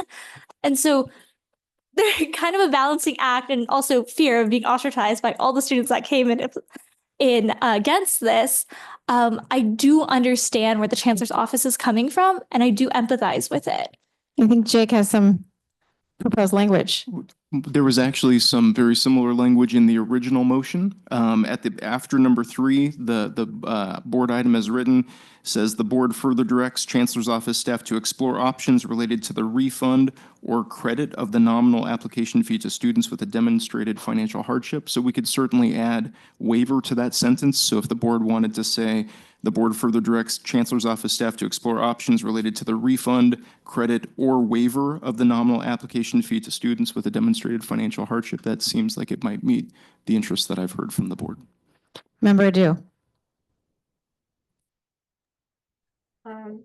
I wanted to really emphasize what I think Board Member Brown mentioned about, I don't think, and if we were to pass this today, and we were to pursue that, and we were to get legislation, and eventually by the end of the year, let's say we had the ability to impose a fee, I don't think that our current board would do wrong with that. But if we were to pass that, and let's say everyone here turned out, it's not set in stone that it could be put into, I don't want to say the wrong hands, but it could be misused, or it couldn't be given the due diligence to make sure that we're considering equity for students within it. And so for me, just on the regulatory basis, I think that we should maybe rephrase, maybe make it a little less certain that we will be pursuing the fee like as we like incessant on pursuing the fee, if that makes any sense. What I'm hearing, Love, is that you want some period of time that this could potentially expire. Like revisit this after a certain amount of time. But my response to it would be that's something we could, that the legislature would have to investigate. There are sunset clauses to things. So if there was another board like that comes after us that says, you know what, we're facing this issue again, we'd like to re-up, then they would try to sunrise the bill back. But that's something that would be part of this exploratory effort, that adding all of that to the motion, I think would kind of deprive the staff of the flexibility to investigate that. So I'm comfortable with the language that Jake presented, but I want to hear if anybody else has any comments, and then I want to take a vote on that motion. Member De La Fuente, please. I like the idea of the ability to explore, but perhaps I would bring back the authority back to us and maybe have us approve at what price. So if it goes too high, we can say no. If it goes to zero, so at least assuming the legislators are okay with it, will it come back to us? Yeah, that's the intent of what we've proposed today is it would come back if after all the discussions, if after all of the consideration by the legislature and the governor, ultimately that would still have to come back to this board to say, yes, we want a fee. So I think if it's very helpful, the structure of the language would not say the Board of Governors shall implement X. It will say something along the lines of the Board of Governors may, which would then require further action of the board. So I would add the cap and the fee waiver, and that language should be included, and then I'm happy to do a motion. Member Brown. Could we add I know you're saying it's putting kind of handcuffs on our staff here, but could we add the sunset clause language? Because I think this is a fundamental shift in our system. And so we need to be able to have the board look back at it after, if this goes through, however, and also whatever we say might not be what the legislators do. So if we're That's requesting true of this, anything we do though, right, isn't it? right. So, but if we're requesting it with a sunset clause, I think that might feel a bit better. Okay, I don't want to put that in the, okay. Costa and then Legrand. I'm just going to say, having negotiated the entirety of the state budget and many bills, I don't think we want to totally hamstring our staff here. Because at the end of the day, we're authorizing them to have some conversations. I don't know. I mean, I appreciate the concern, Board Member Brown, but I also feel like, I don't even know that the legislature and or the governor is going to do this. So let's just start there because they're going to have a very similar thought process to what we all just experienced right here. Secondly, I just think, we gotta, the staff has heard us, right? I mean, I think they feel what we are stepping in. So I don't think they're going to go outside of those limits. And so, I want to grant them some of the authority with the cap and that stuff, but I also don't want to make it overly cumbersome for them and what will be a negotiated process. Okay, Legrand and then Williams and then Rawlings. Yeah, I think I'm fine with the language that the general counsel has put forward. I think the way I look at this is that rather than having something imposed upon us, which is what I feel like is going to happen with all this public pressure on fraud, that to say we're using everything, we're bringing every toolkit that we have available to us in order to prevent fraud in our system. And so we're looking at the technology aspects of it. But if that is not sufficient, then we may have to look at some kind of fee structure in order to cover the cost for whatever it would take for us to stop the fraud from occurring. Williams and then Rawlings. Yeah, I just wanted to say I agree with Member Costa's comments.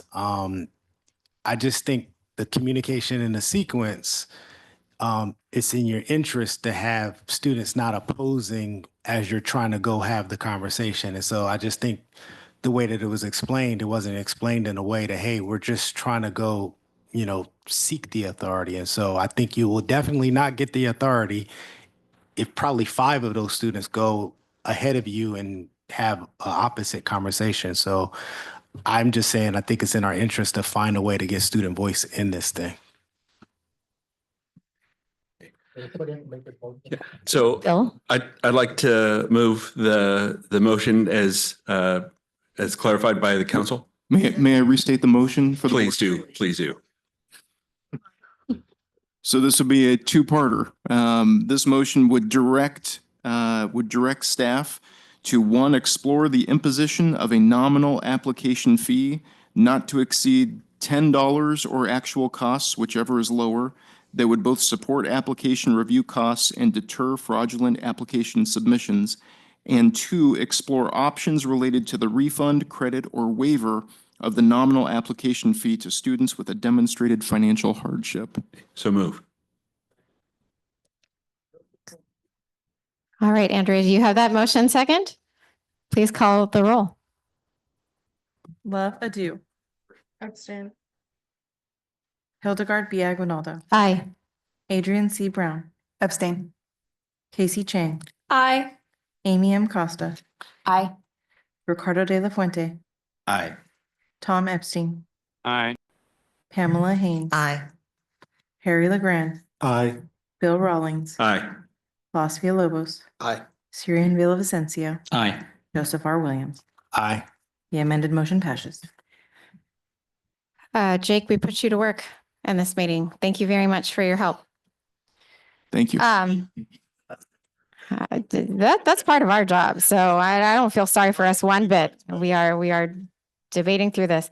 Just when you thought it was the end, my friends, we still have 2 agenda items left. So please be mindful of the fact that we're going to make it a sleepover right now. 5.8 is a board member reports. If you're talking, you better have something serious to share. All right, hearing none, we're going to move to public forum. 6.1, any public comments? Public forum is now open. I will hand it over to Vice President Rawlings to begin with public remarks in Sacramento. All right, we have one, Eric Kalyamagi.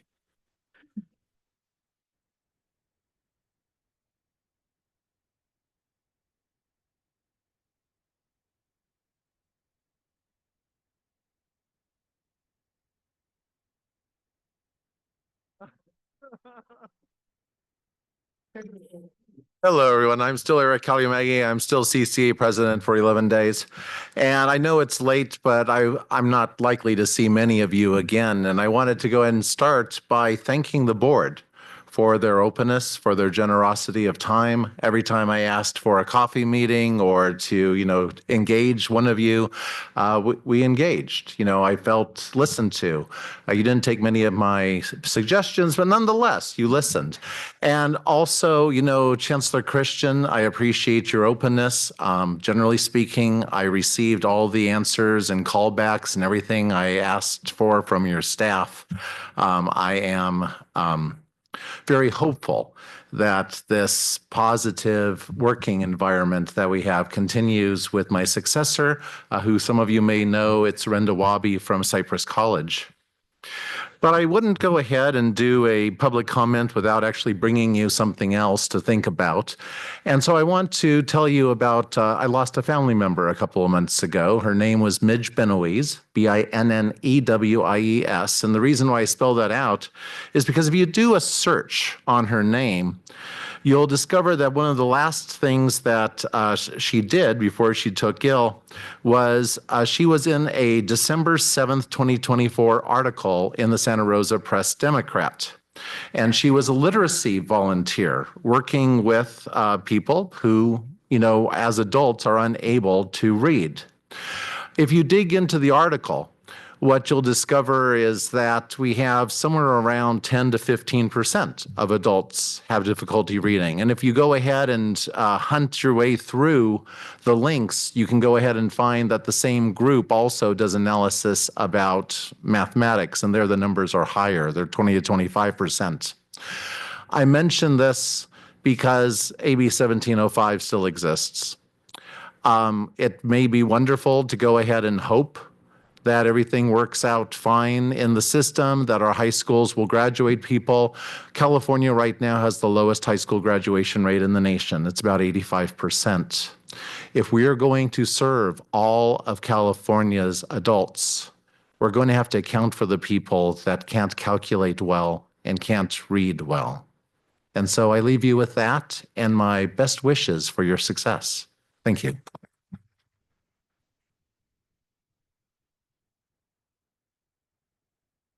All right, We have team. one virtual comment. Oh, okay. Virtual comment. Omar Zavala, you have control of your mic and can address the board. Hello. I don't get why the fee was so crucial when there was all this talk about using AI and other technology to prevent fraud. I want to talk about some of the laws that are being broken at my school, Mount Sac. I talked about Senate Bill 34 for the automatic license plate readers. The ALPRs are used by ICE. They've been used to discriminate and surveil against religious groups. The law is supposed to allow people to speak at public meetings, but no one really knew what was going on at the time when this was introduced. The law is also supposed to keep records, but there's evidence pointing that our police aren't taking it seriously. It's crazy that everyone has to be a suspect and be put in a police database. We also have case 16, anti-AI cheating. We know this violates Title IX. The creator of it says don't use it to punish students.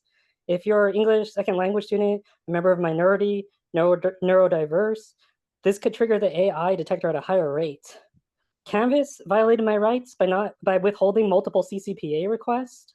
They took data I never consented to. This is theft. Our school's also breaking the 50% law. We've also seen them hold professors' cost of living adjustments.